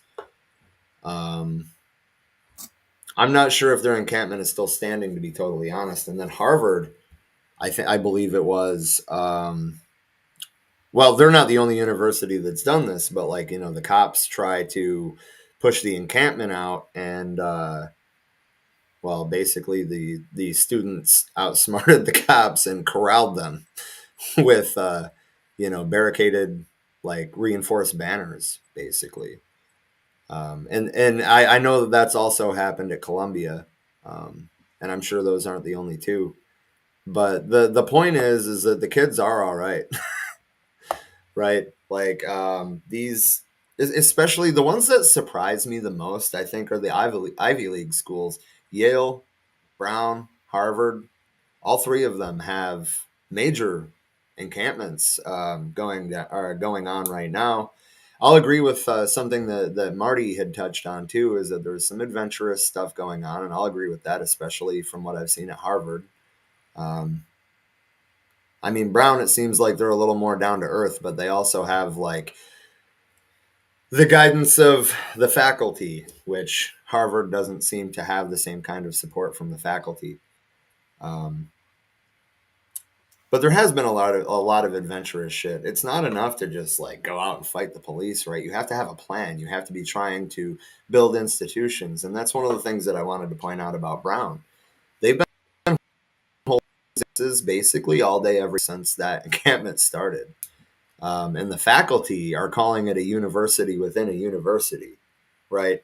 The encampers are calling it the People's University, right? And across these encampments, the number one thing, everything is centered on liberation, right? Not a ceasefire, not simply just divestment, but liberation, an end to the occupation, the right of self-determination for the Palestinian people.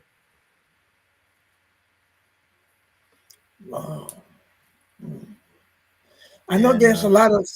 Go ahead. oh, I was just gonna No, go ahead, say go ahead. before, I was just gonna drop a line. I know that watching TV is zeroed out propaganda, but I saw a lot of students being dragged right from the campus, being dragged. Someone was being pushed. I seen someone being hit in the head. All that is good on TV because then you have a right to say what you got to say, and protest. Because actually, man, the police, man, the way they're acting on in these campuses, man, they're beating up on these kids, man. This is our future. This is our future. I mean, come on, man. But they're getting beat up. So that's, and I think that in the process, they're learning a lesson because they're getting heavier. There's more students coming into the protest than anything else, and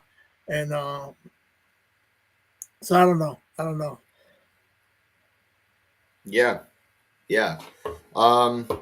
Obviously, you've been around a little longer than I have, so I just want your opinion on, do you think, I mean, I do think, but I wasn't here in 1968, I guess is what I'm saying, but do you think that there are a lot of, like, parallels between the student movement against Vietnam versus the student movement against the Israeli occupation?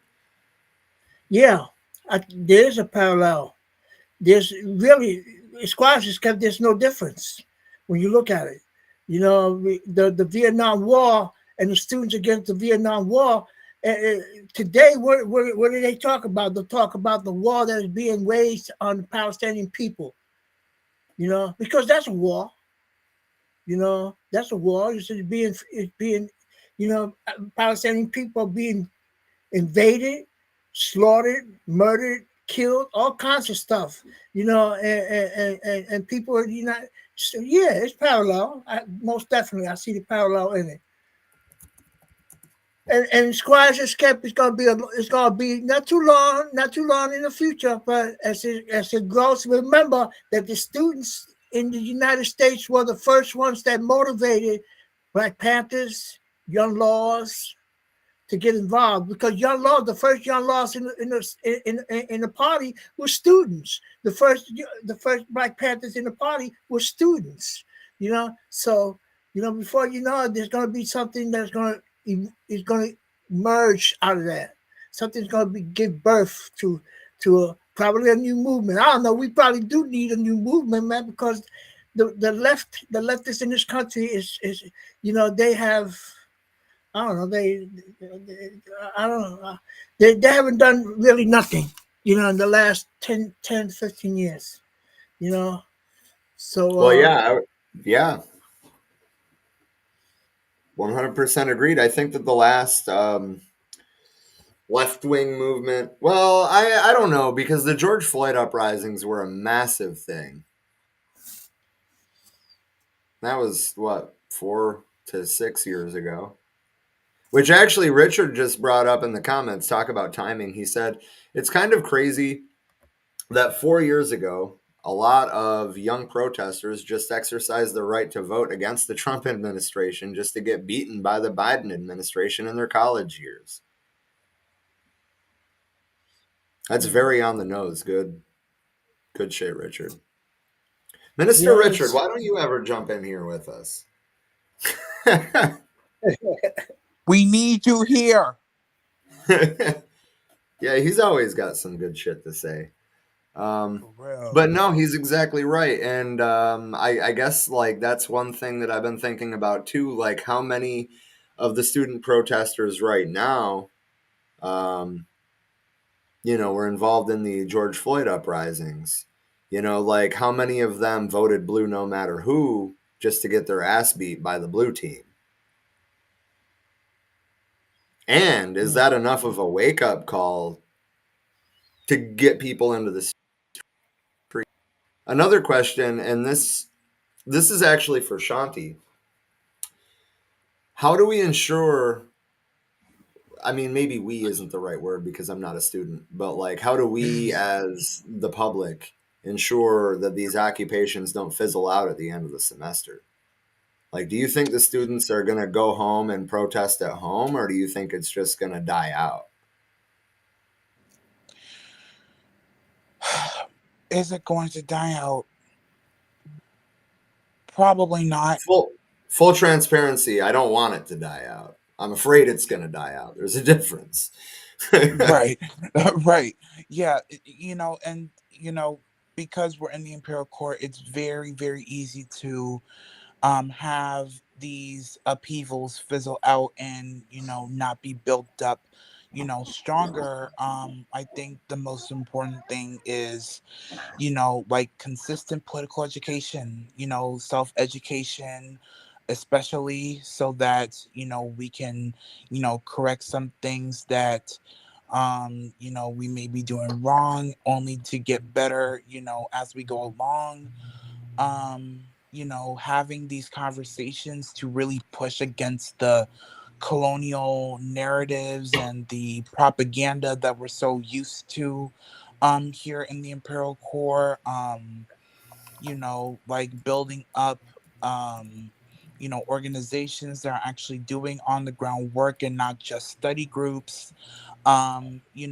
Making like actual collectives that have a revolutionary purpose to build up the struggle and to continue the flare. Because I mean, um, May 2021, like everything regarding Palestine, because that was the first time I ever heard about Palestine, the very first time. And like everything, the protests, the demonstrations against that, they only lasted for about a few weeks and everyone went on about their business. Because I think every time something major happens, it's like the consciousness is always being challenged. And we are at a point right now where it's full blown mask off in the Imperial Court, to where it's lasted longer than just a month. It is still going on, but the difference is we're not in Palestine, we're in the US, and we are physically intimate with a lot of bourgeois propaganda and ideology, no matter how sophisticated it may be. So maybe it'll be easy this time to fizzle out again. But I think once again, the main thing is political education, consistent. No matter if it's an audiobook, no matter if it's a zine, no matter if it's a, Capital, or, Wretched of the Earth, or Blood in My Eye, I don't care. Educate. Because the last thing you want to happen is a movement that does not know how to maintain itself because it did not do its due diligence in doing education at the very same time. So, like, you know, I'm very heavy on that. And every student here in the Imperial Corps, we have a responsibility for that, because the main privilege that we have is that we're in the Imperial Corps, where we have the privilege for these things to fizzle out while, our oppressed folks, everywhere else are being, oppressed and bombed into oblivion because of our lackadaisical actions of being citizens of the Imperial Corps. So we have that obligation. I mean, it's either we educate and actually strategize on maintaining these movements and these encampments beyond, a month, or it'll it will be back to square one per usual, and um we let the fascists win again. It's our All choice. power, well said. Can I just piggyback off that for a second to say that I mean, I wanted to have a one-on-one conversation with you about this because I know there's some encampments in your area, but I think that you and I particularly, and not only us out of the UPM, but you and I particularly, I think need to talk to the people that are organizing these teach-ins and these classes and the people that are running the People's University and see how we can get in with them, whether we're there teaching our political line or whether we're helping them develop a curriculum. Either way, we should try to be involved with that.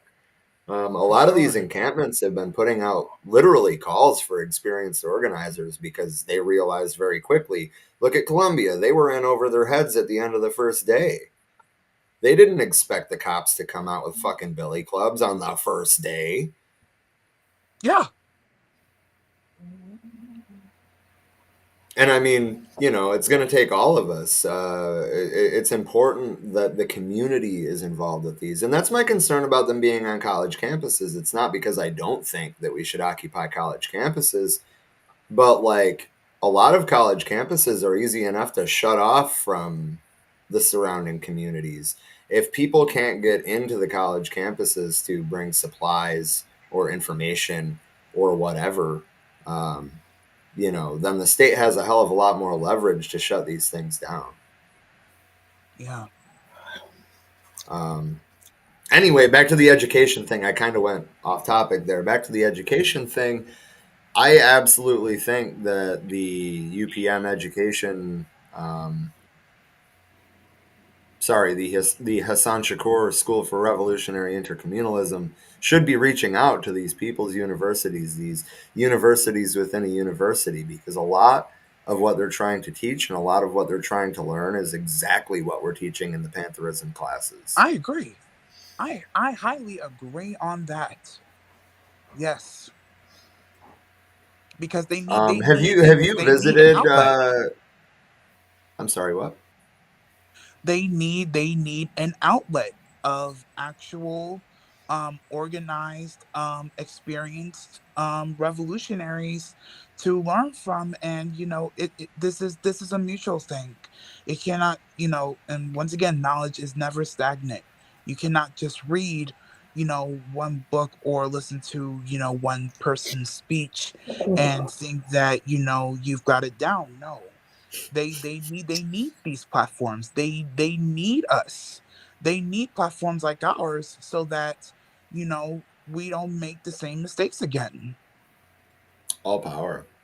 Also, for We Are Many and the Right On newsletter, would like to put out an invitation, and maybe I should have done this at the beginning of the stream, not the end. But we want to have a panel discussion on Palestine and probably also these encampments.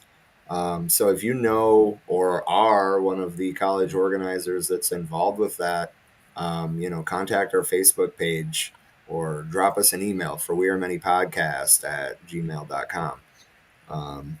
Or hit up, the Right On Intercommunal Newsletter Facebook page. We want to hear from you. We are absolutely more than willing to platform what you guys are doing. And we need to make sure that we are platforming the student movement on our own platform. We can't trust the cap. Know that. Look at how they painted Occupy. Look at how they painted Black Lives Matter. Yeah. But yeah, so that being said, we are 2 days away from May Day. Yeah.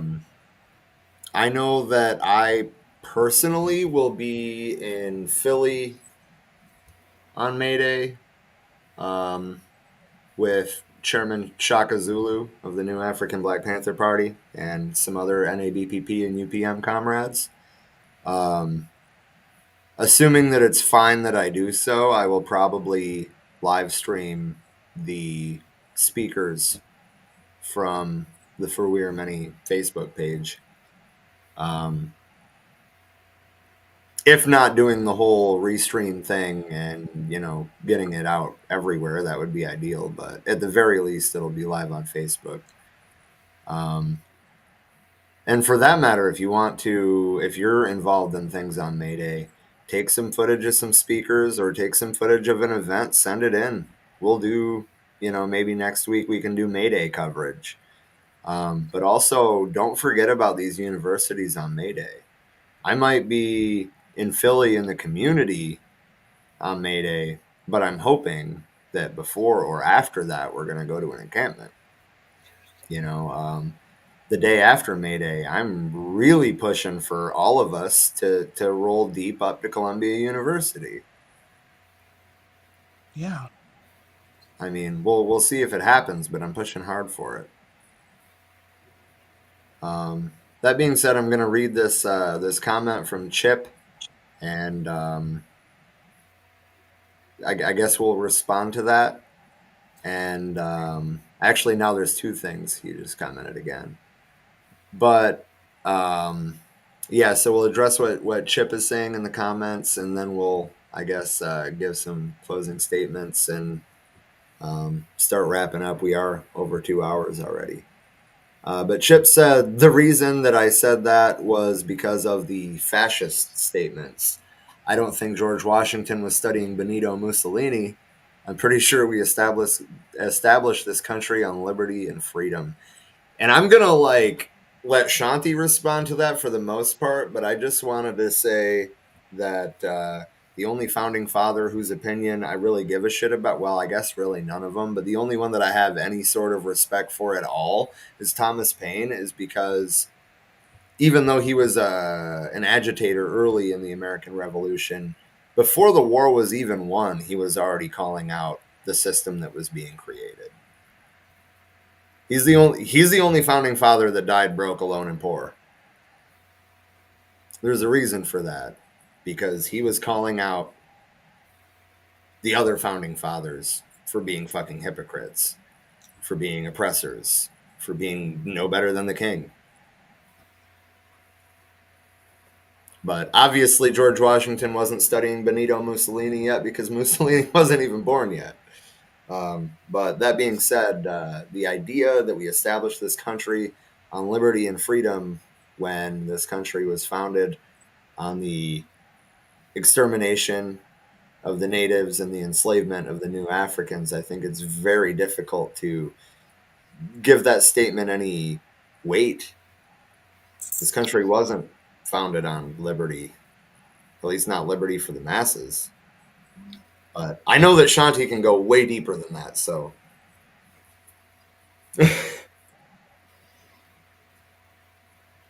Are you still there, Shanti?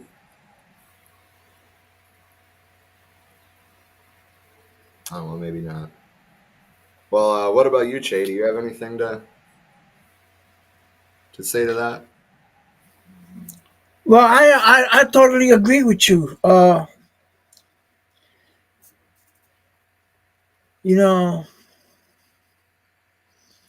I mean, it go back to democracy and hypocrisy. You know how this country thrives off of the fact that they're free. You know, when in reality nobody in this country is free. You know, when you have to go to work to get slave labor, slave wages, you know, and you have a family to support, let's say 3 or 4 children, you don't get enough money. You know, and wherever you go to work at. So this country is, I don't know, this country is people need to wake up. People need to wake up and look at reality. Look at the fact that there's no such thing as freedom in this country. You know, none of the founding fathers talked about freedom. Yeah, they talked about freedom, but it was freedom for them, freedom for the slave master. You know, but there wasn't no freedom for the slave. you know, and so that's where that's what I got to say. All power. Oh, The other comment that Chip left was, I think the protesters are right. I just think they need to condemn Hamas. I'm going to say something that should be relatively simple to understand here. We cannot equate the violence of a group defending themselves to the violence of the oppressor. I'm not saying that I support Hamas in any sort of way, but I do support the Palestinian people. I don't think the protesters need to condemn Hamas, because all Hamas is doing is trying to defend their people.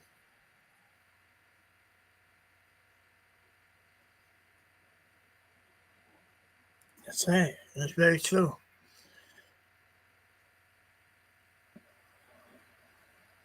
You know, I've heard this like line a lot over the past few weeks. I just think they need to condemn Hamas. Like, you realize that you're like hating a person firing an RPG at, for all intents and purposes, an impenetrable automated missile blocking dome, with the people that have ballistic missiles and cruise missiles and, you know, far more advanced weaponry in general, but especially far more advanced defensive tech. Like, almost anything that Hamas does can't even really touch Israel. But we're supposed to equate the violence of Hamas as something worse than the violence of the genocidal Israeli state. I just felt my eye twitch.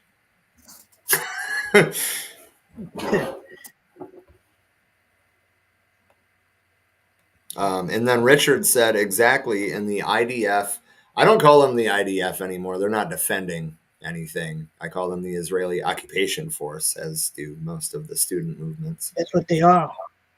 Exactly. That's just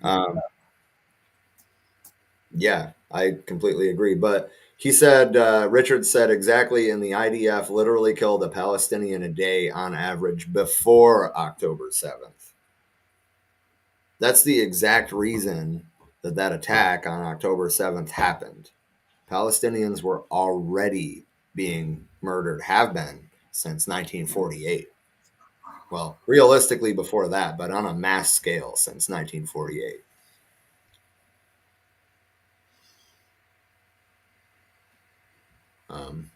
Yeah, I guess that's really about all I have to say. You know what they doing to the Palestinian people is the same. It's the same thing that they doing to us in the ghettos in the United States. You know, they're taking us out of the ghettos, throwing us out of the ghettos, and rebuilding it. It's the same thing that they doing to the Israel to the Palestinians. The same thing that they doing to our people in our in this society.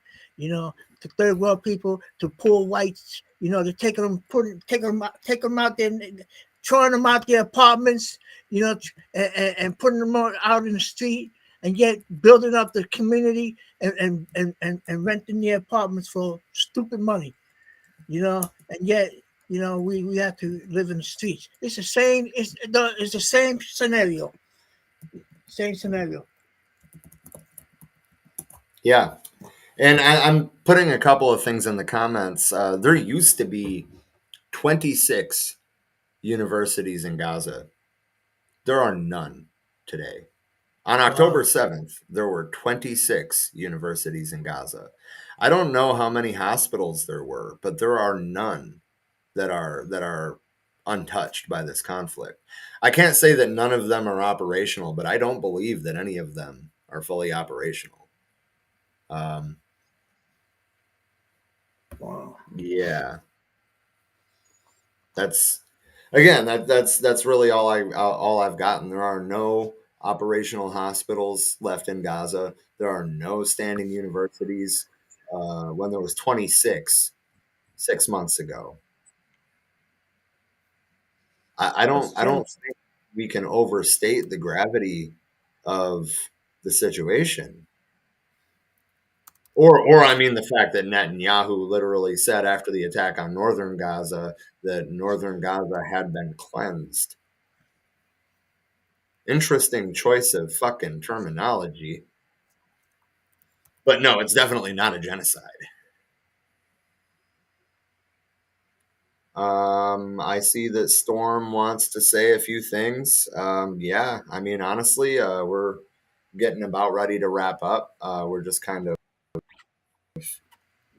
officially the topic is the student encampments, but we're kind of broadly talking about Palestine at this point. But yes, you are more than welcome to say a few things.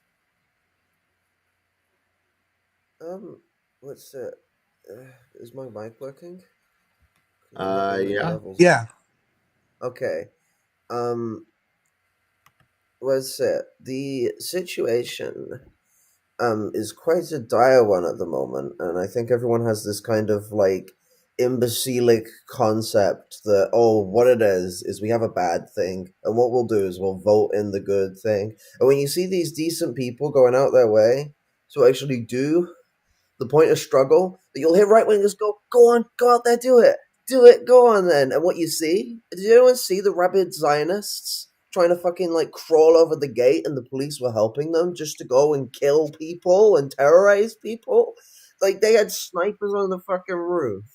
We're in a situation where it's genocide on the table, no matter where you put your dollar, no matter where you put your fucking vote. The only way we're dealing with this is it can't just be boycott, it's divest, it's sanctions. We can't just stop at we don't use the shops that do the bad things anymore. It has to be so much bigger than that. Those companies are not dying because left wingers don't shop at them anymore. It did hit them, it did affect them, but like they're not dying. They're not gonna.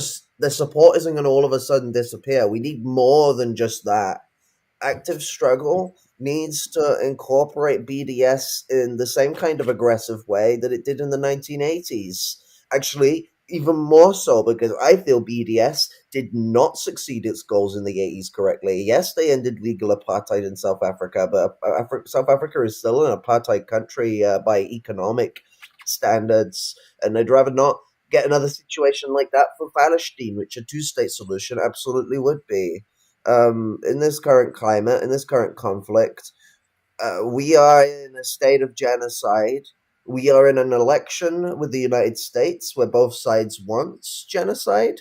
We are like completely fucking piggies in the middle of an absolute hog roast of a situation and forming encampments. That shit's hardcore. Like the colleges should not be the place they are restricted to. This should be a street angle that ties itself in with these college movements that are forming these encampments. These need to be militarized. They need to be defended. Like, take the fucking encampments that were being done during Walk on Wall Street. Take that kind of militia style encampment system and it needs to plot itself outwards. This can't just be something that restricts itself to the universities. Everyone sneers and talks shit thinking they're fucking better than them because it's college kids this, college kids that. Because they've seen so many Marxists be like it, it's fucking pathetic. Let's not let something that's really good die inside the fucking fields of university because people are chauvinistic little asshats.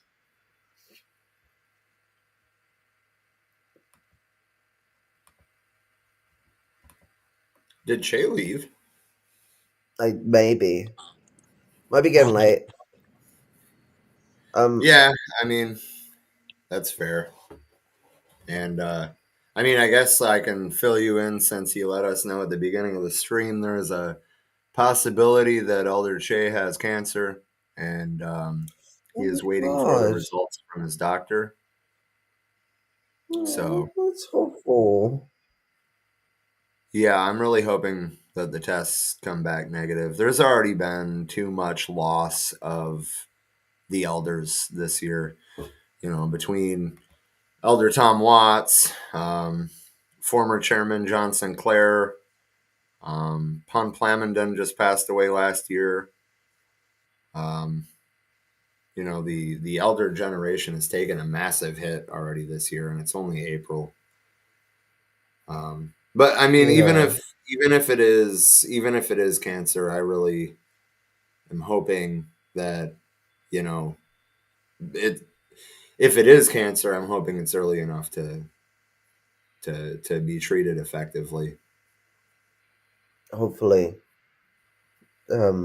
Cancer's such a fucking bastard.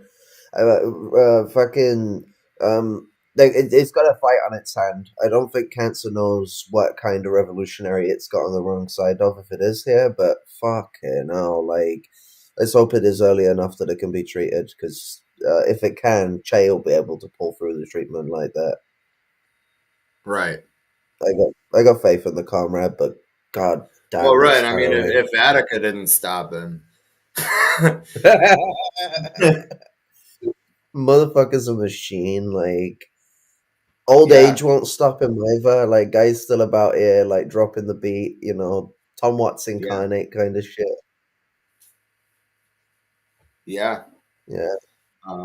That being said, I guess just to circle back to the first topic we discussed, Shanti had quite a bit to say about it. I don't know if you were in the comments at all or like watching it. I mean, but I woke up like the first a moment topic ago. that we discussed was the one that you suggested, actually, transgenocide.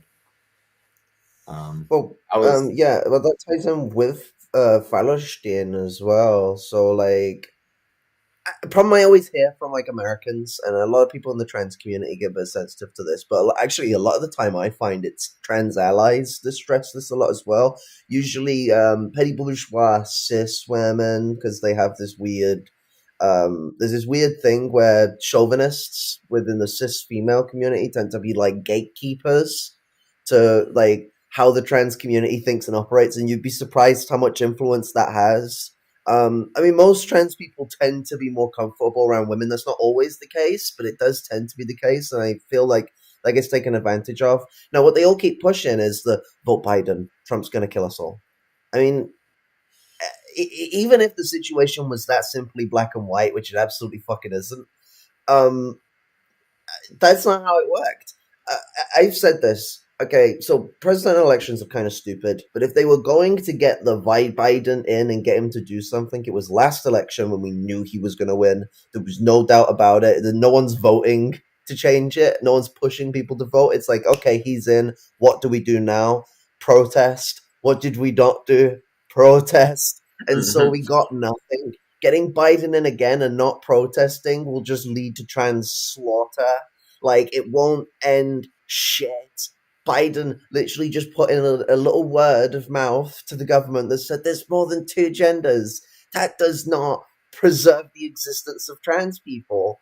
It doesn't even preserve the existence of non-binary people. Like, it's bullshit, turn of phrase crap. The Democrats always do. They change nothing.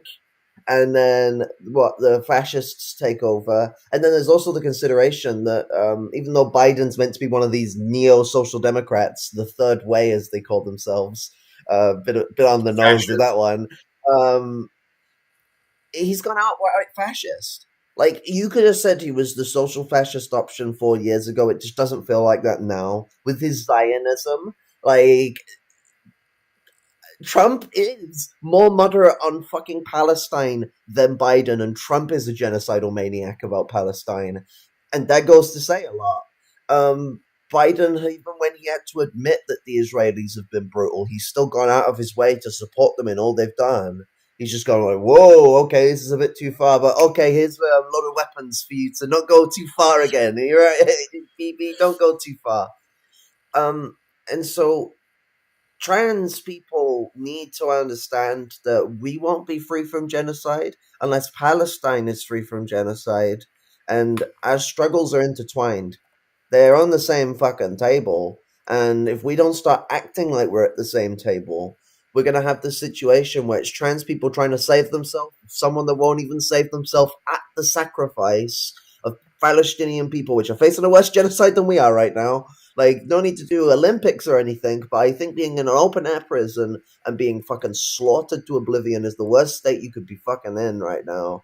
But that ties back to our situation where there's been threats of ramming us into camps, trans-Pacific prisons. We know what the US is like with their prisons.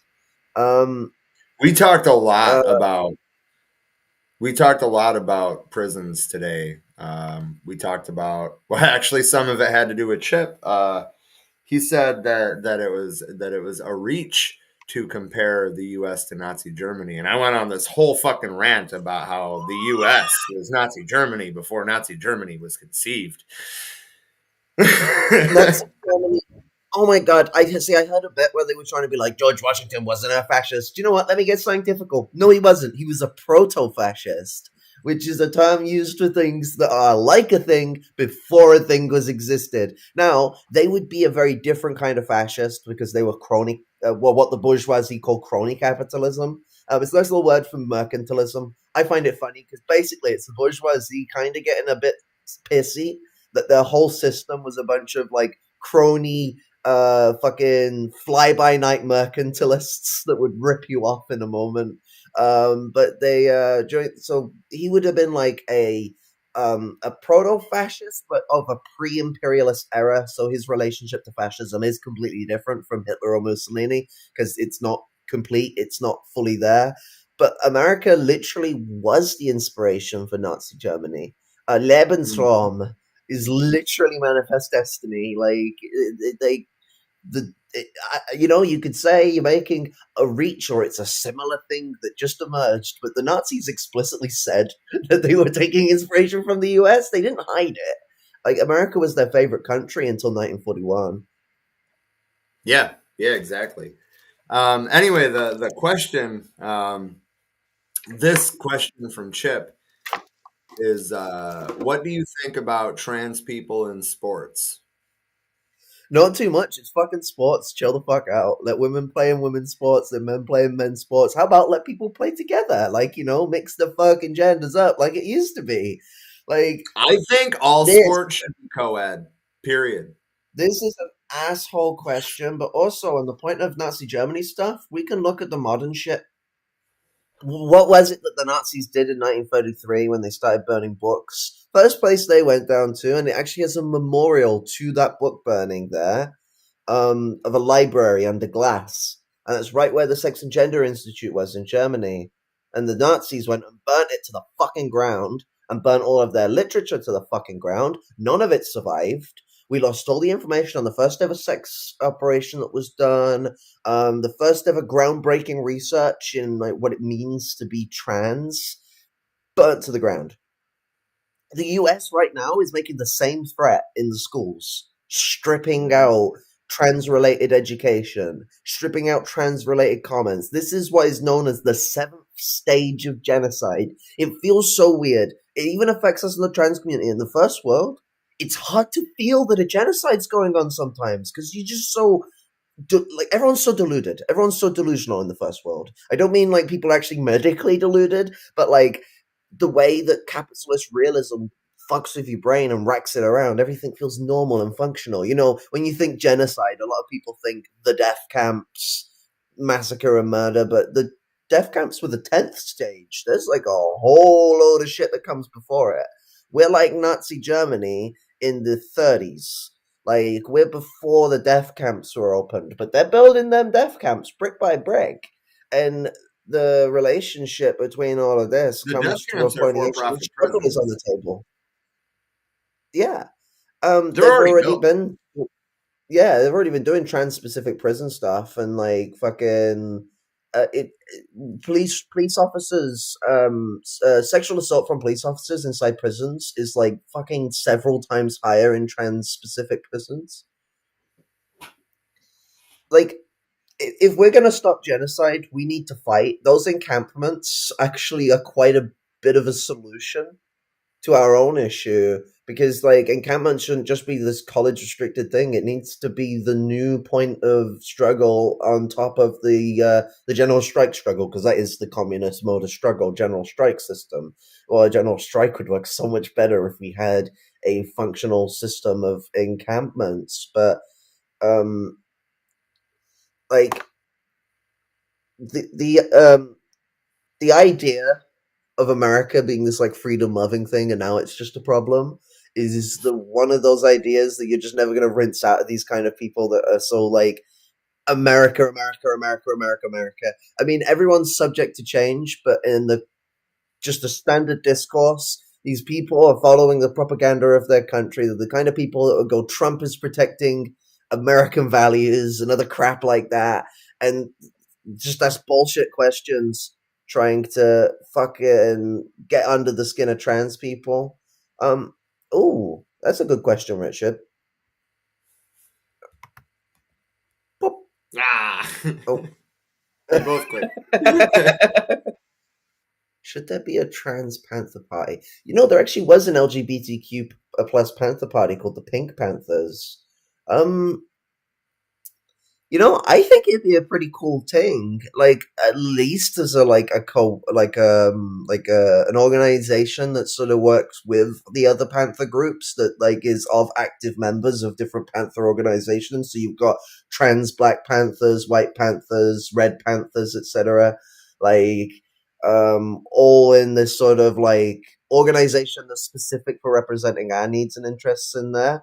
Kind of like feminist organizations, like the Panther Sisters and stuff like that. Getting something like that together, I think, would be a pretty cool idea.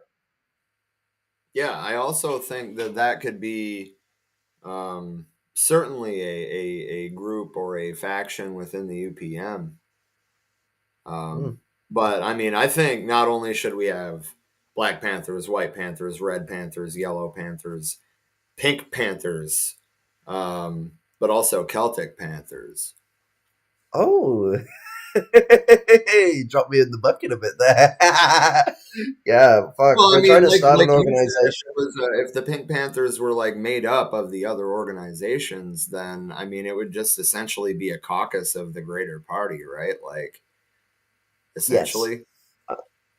Yeah. I don't see It's an like issue. a representative caucus. Like, I mean, I think that would never violate the rights of trans people. It can also help with bringing trans youth into orgs, because I think that's really important because of how vulnerable we are compared to the average youth. And to put myself on blast here, imagine like when I go into Providence, first of all, I don't even live in Providence, but when I go into Providence and I'm trying to reach out to trans youth, you see me, right? I mean, about Literally. 75% of the youth of color see me and assume that that my politics are about the opposite of what they are. And I can't blame them. Right.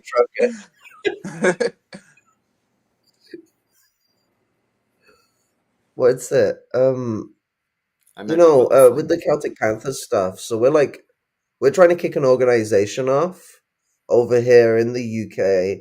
Yes. The whole idea is, at least on the initial scale, is for the Celtic Isles, the proper name for the archipelago of Eire and Bretonia, to use the proper Celtic names of the places. Although Britonia's kind of been cursed because that's where Britain got their name from, the cheeky little shits. You can thank the Anglo-Scots for that one. But the what's it? It's about uniting Celtic diaspora and people in the Celtic national struggles together, because there's been a big problem where a lot of stuff is honed in on just the national struggle. Now, Ireland has probably done the best at connecting with the diaspora through the Republican struggle inside the UK and the US, but it just doesn't seem to be connective enough. I want to kind of draw that together. And I also want a situation where we don't get dominated by the American Irish community, as has happened in the past, because there's a big problem of the settler colonizer white Irish kind of wading in and being chauvinistic little assholes. But we already have a lot of people coming in from the homelands, and I'm trying to stew up a few people in England, and there's already people over in America that are interested.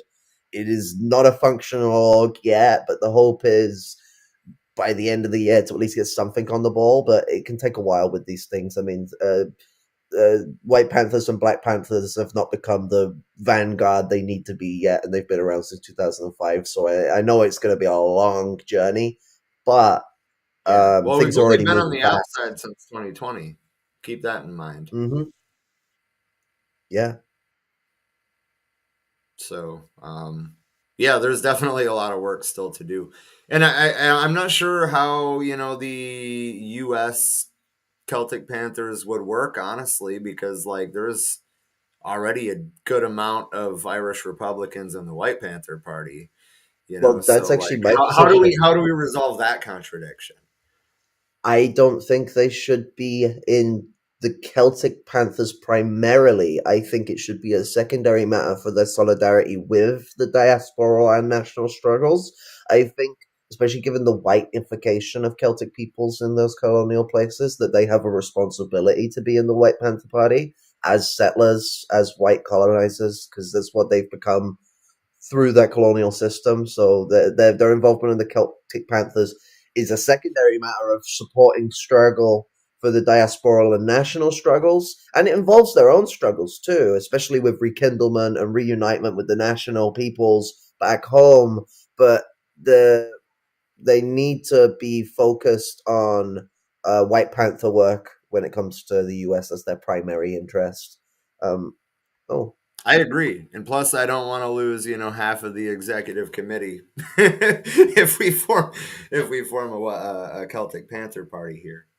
I mean, speaking of, I mean, I don't want to quit the White Party for the Celtic Panther Party. Well, I mean, y'all hey, are better than us anyway. It'd be like fucking. It'd be like leaving like a massive restaurant to go sit at like a booth or something. You know. for real. Yeah, the idea is that like That being said, I wore a joint kilt to a membership. show for the first time. Like I am sorry. I thought I was getting in before you started talking. I'm sorry, but No, go I on, go wore on. my kilt to a show for the first time yesterday, and like it started so many conversations. Like Kilts are so sexy. I love them. I do. I think they're amazing. I do I too. want to get one in my I need clan to buy more colors. so I can wear them every day. I want to It's get so most of my comfortable. clan colors. There's there's two sections I could really go for as well. I could go for the full-on Scottish version of my clan colors, or I can go for the Scots-Irish settler version of my clan colors because there's a different version of my tartans for either. Or I could go for the Irish tartan color because there is just a straight up Irish one as well. Kilts are a little more than just a Scottish thing, as people think. It's actually a Gaelic thing. And Well, technically yeah, speaking, the Welsh Britons had their either. own kind of thing for skirts, but they weren't called kilts. They had a different name for them.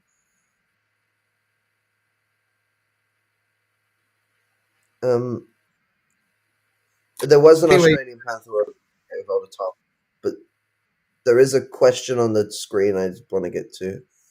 yeah. Maybe I'm overstepping.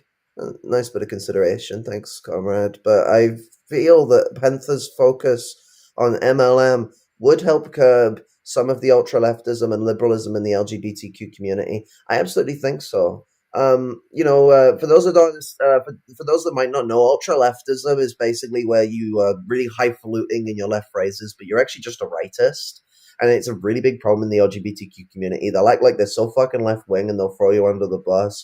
They're the kind of people that will fucking shame people for fucking actually standing up for themselves when they've been attacked and assaulted, but then go and attack men that have done absolutely nothing wrong. Like you'll be assaulted by a man and they'll call you like a pick me or something for losing your shit. But then a man breathes in their direction and they fucking go hail bloody murder at them. It's like, holy shit. The misandry is real when it comes to them. Obviously, misandry is not an institutional thing, but it is a real issue. And then there's the trans exclusionary shit that keeps going on. Like, no matter, basically, you have two types. You have the outright LGB alliance types that will tell you to go fuck yourself, and you have the other types, which gets into what I was on about earlier, where they just control us. They treat us like a little special part of the LGBTQ community that has to be manhandled and like almost like protectionistically maintained. And what ends up happening is we have no speech over what we feel or how we represent ourselves. As a lumpen proletarian trans woman, I do not feel that the LGBTQ community is representing my voice in the first world at all.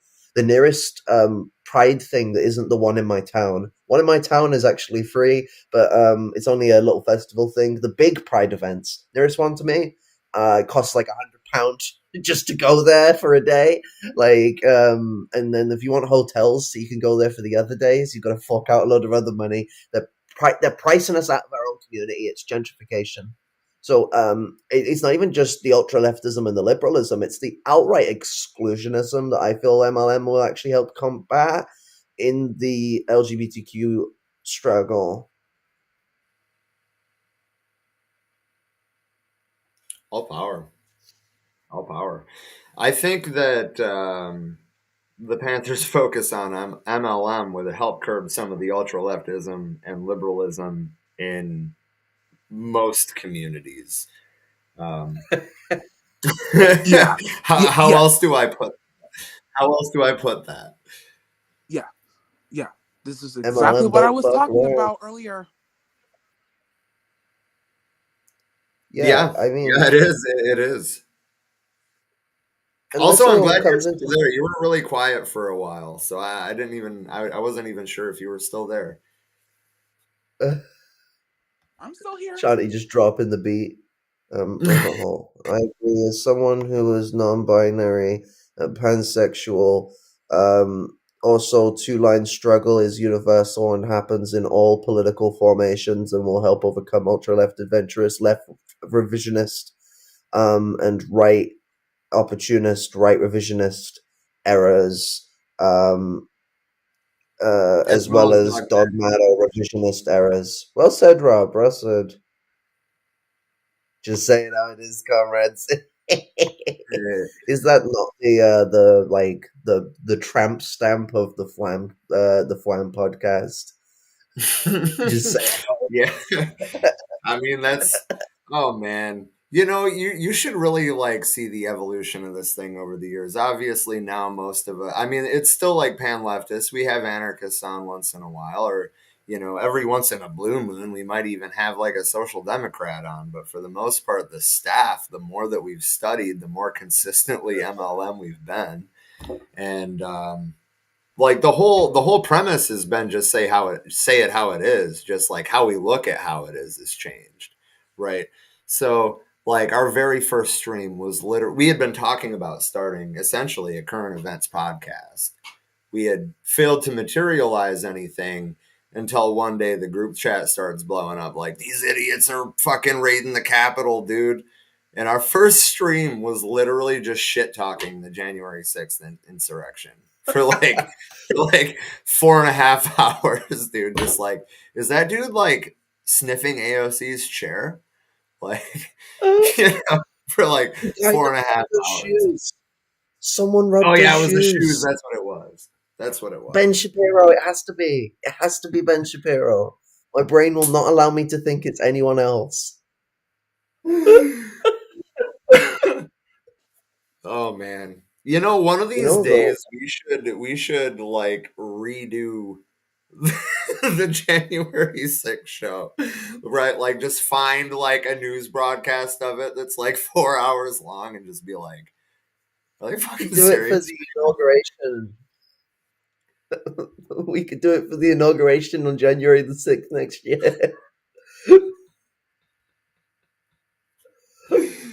Oh my god. Time to celebrate Trump's election by looking back at Biden's last victory.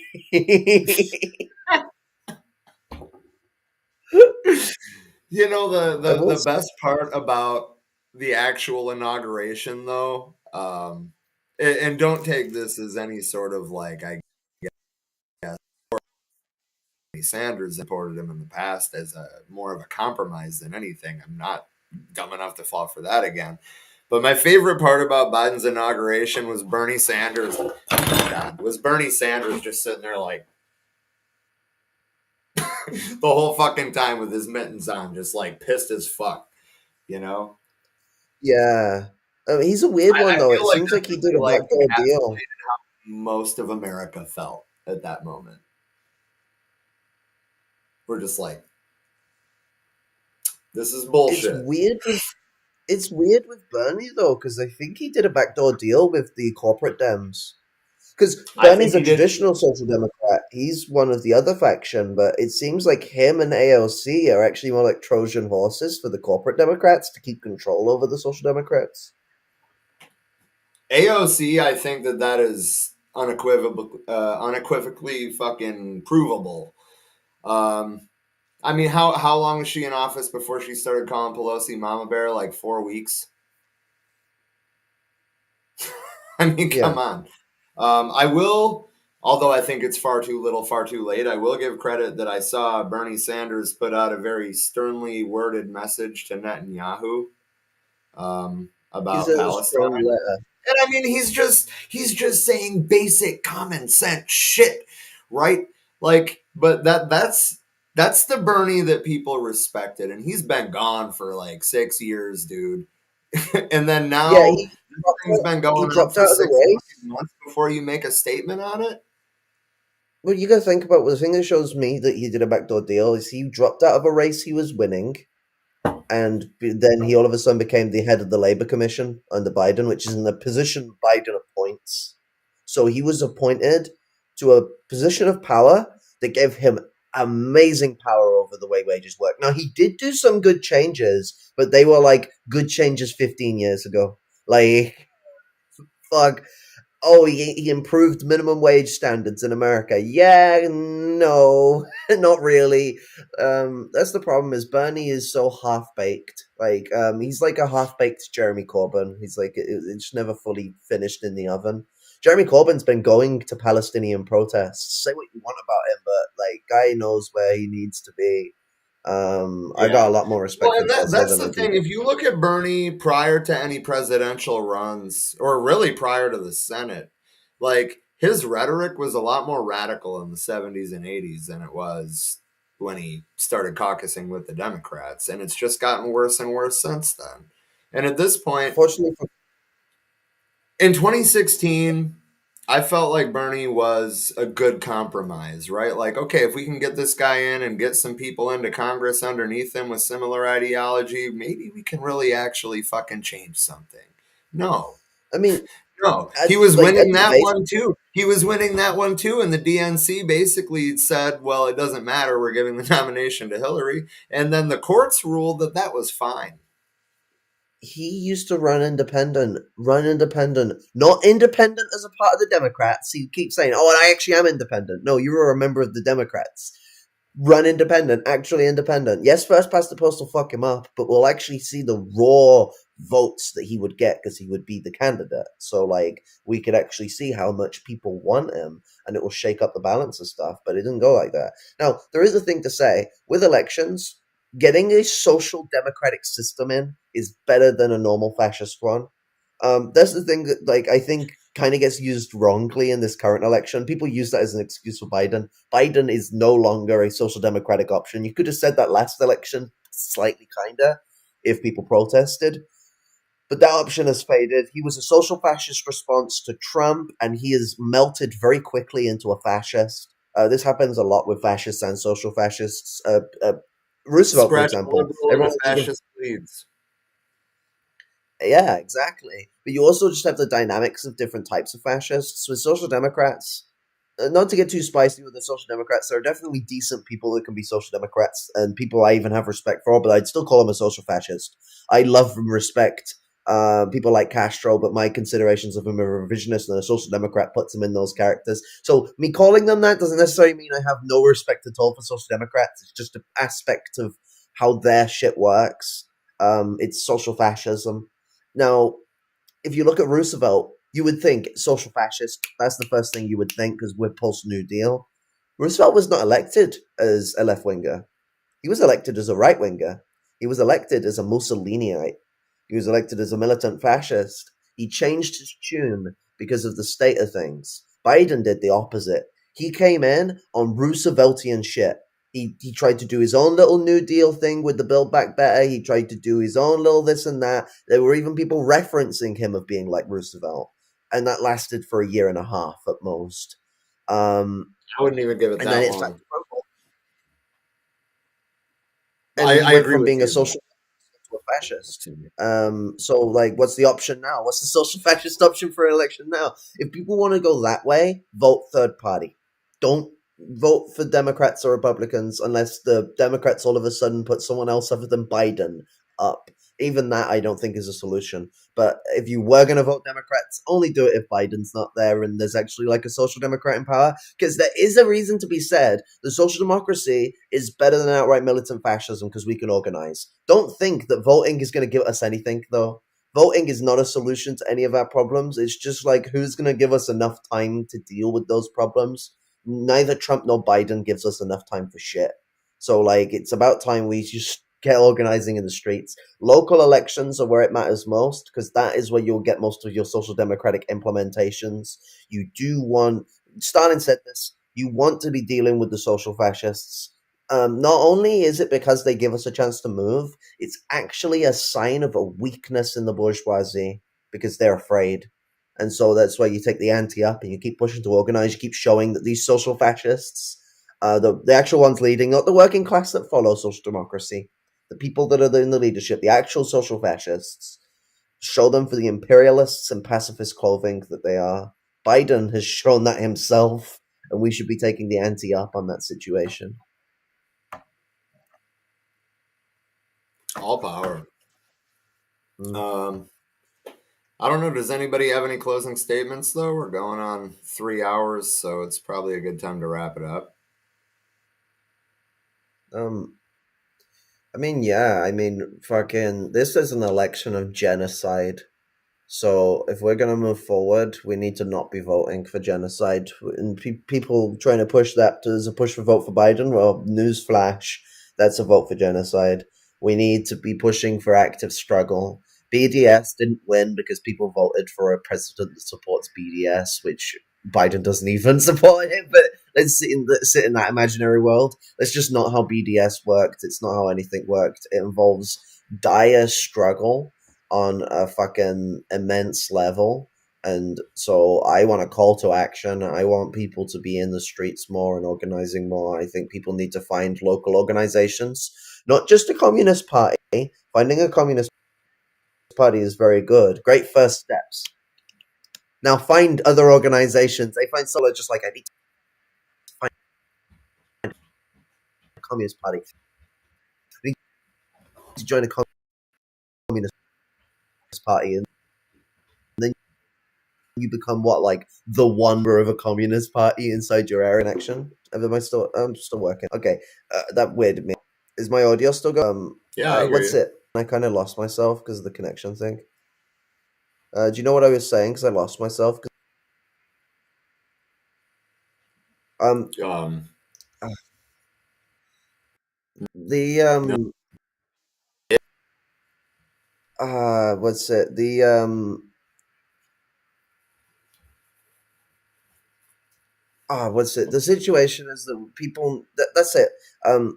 People need to stop thinking that the communist organization is just the be all end all for what they need to do. I've joined the CPUSA now. I'm a wonderful revolutionary comrade. It's like, no, people need to be joining other like single issue orgs and stuff like that.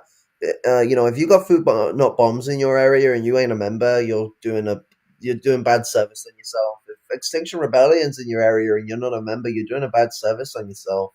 We need to really be expansive in how we organize with different groups. Otherwise, we're just not going to get out there. It'll just be people bitching about how they can't do anything because they don't have a functional, active communist party in their area. And it's like, well, you've got to bring that there, and you're not going to bring that there just going around to the workers with a sign and going, hey, communism. You need to find the people that already want to organize and try and get them around a thing. People that want single issues things dealt, want a few more things dealt with. If they're already radical enough to go out there fighting for people to eat, there's a lot more shit that they're willing to fight for. And we should be taking the ante up and getting those people into an organization that can do the active struggle necessary. And that's how we fight transgenocide. to folk in the trans community, to our allies, stop going on about voting for Biden. Stop thinking voting's going to save us. You're in America. Pick up a damn rifle and start training. Get in an organization. Get in the militant organizations like the Socialist Rifles stuff. I mean, I know the SRA has their problems, but even just any org that's left wing and defense associated, like you can train and John learn Brown how Gun to keep Club. yourself safe. Red Yep. right hand rifle syndicate. The SRA is Yep. not the only option for that either. The Huey P. Newton Gun Club. Yes. Fuck, I forgot about them. What's it? I remember. Who was the comrade? There was a black comrade that I don't speak to anymore. What's it? His Twitter handle is Mao is my nigger. He's fucking absolute G. He was actually a part of the starting of the Huey P. Newton Rifle Club, I think. Or it might have been the New African Rifle Association. I might be getting them confused. I know But that anyway, Zen has a couple of contacts in the, multiple contacts in the red. It'd be really cool to organize with them, like generally. hell yeah. No, I think that'd be a really good idea. And that can come into advertising people to get involved with them so they can get necessary training. People need to know how to at least use a handgun. Like, if you're a revolutionary, you need to know how to use a handgun. Whether you're in a country where guns are legal or not, you need to know how to use a damn pistol, and preferably a rifle. But like, if you've got disabilities or other issues, at least know how to use a pistol. Because no matter what you are, disabled or not, fascists don't care. We need to know how to defend ourselves, whether we're people that can beat the shit out of someone or whether we're someone who can't. You need to know how to win in a situation where it's your life or theirs.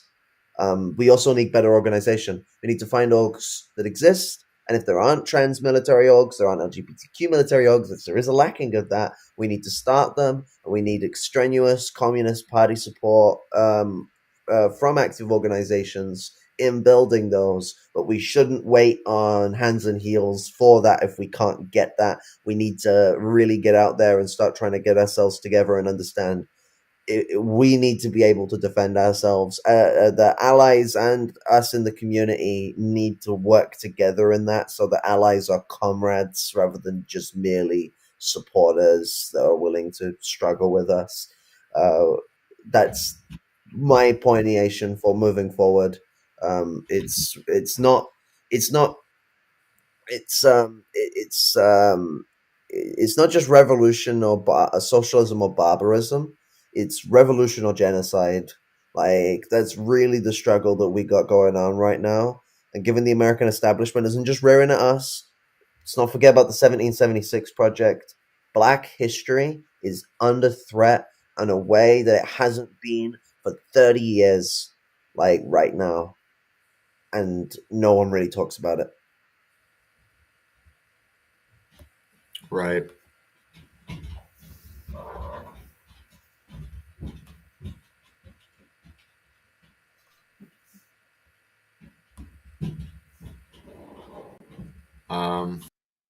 Yeah, I don't know. I don't really have anything to say, so I guess we can wrap this up unless Shanti's got anything to wrap up with.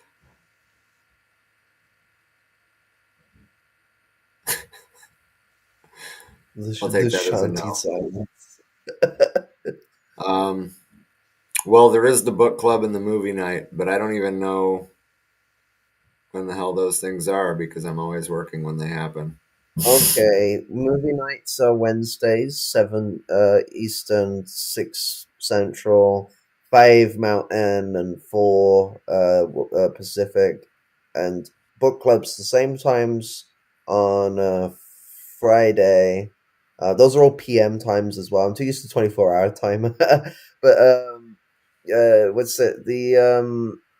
The book club, we're reading Ignatiev's book, How the Irish Became White. Really fucking good book. Absolutely love him.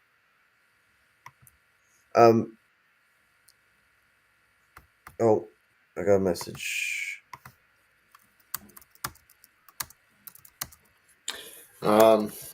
Yeah, and then Also, I already talked about it earlier in the show, but friendly reminder: we are 2 days out from May Day. Be in the streets. Make it a International Workers' Day to remember. There is too much going on in the world to sit on the couch. Visit a college encampment or any of the area. Most major cities have one, even if it's small. Turn up, support, network. And of course, if you would like to get involved with the UPM, I guess really the best contact person would be Secretary Shanti, because the visionary is to be educated. So, yeah. Anyway, so speaking of Comrade Kara here, graduated the Pantherism 101 course at the Hassan Shakur School for Revolutionary Intercommunalism. So she is no longer provisionally UPM. So that's great. Congratulations. Glad to have you. Yeah, no, absolutely glad to be a part of the UPM. I'm gonna cause trouble for Shanti and the Education Committee. Don't we all?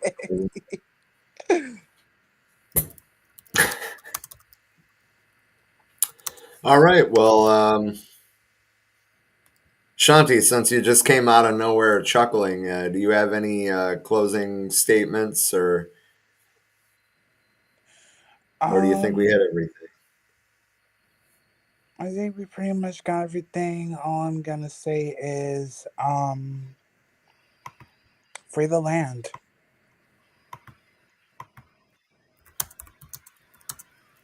Fair enough. I guess I'm gonna hit the music, but first things first. Dare to struggle, dare to win. All power to the people. All power to the people. Love and solidarity. Glad to catch you all at the last moments. Hell yeah. Yeah. I'm glad you came on too. Although it did definitely extend the show by at least a half hour. But at least we got it. We were about to wrap up when you joined. I know. That's why I was actually rushing to get my phone to turn the fuck on so I could have my hotspot back, because my phone died the moment I clicked the link to join. Great stuff. My God. I was panicking. I was like, no. I noticed that y'all were still live. I was like, wait, I got a chance to hop in. Fuck. Yeah. I'm glad you did. All right. All power. All power. All power.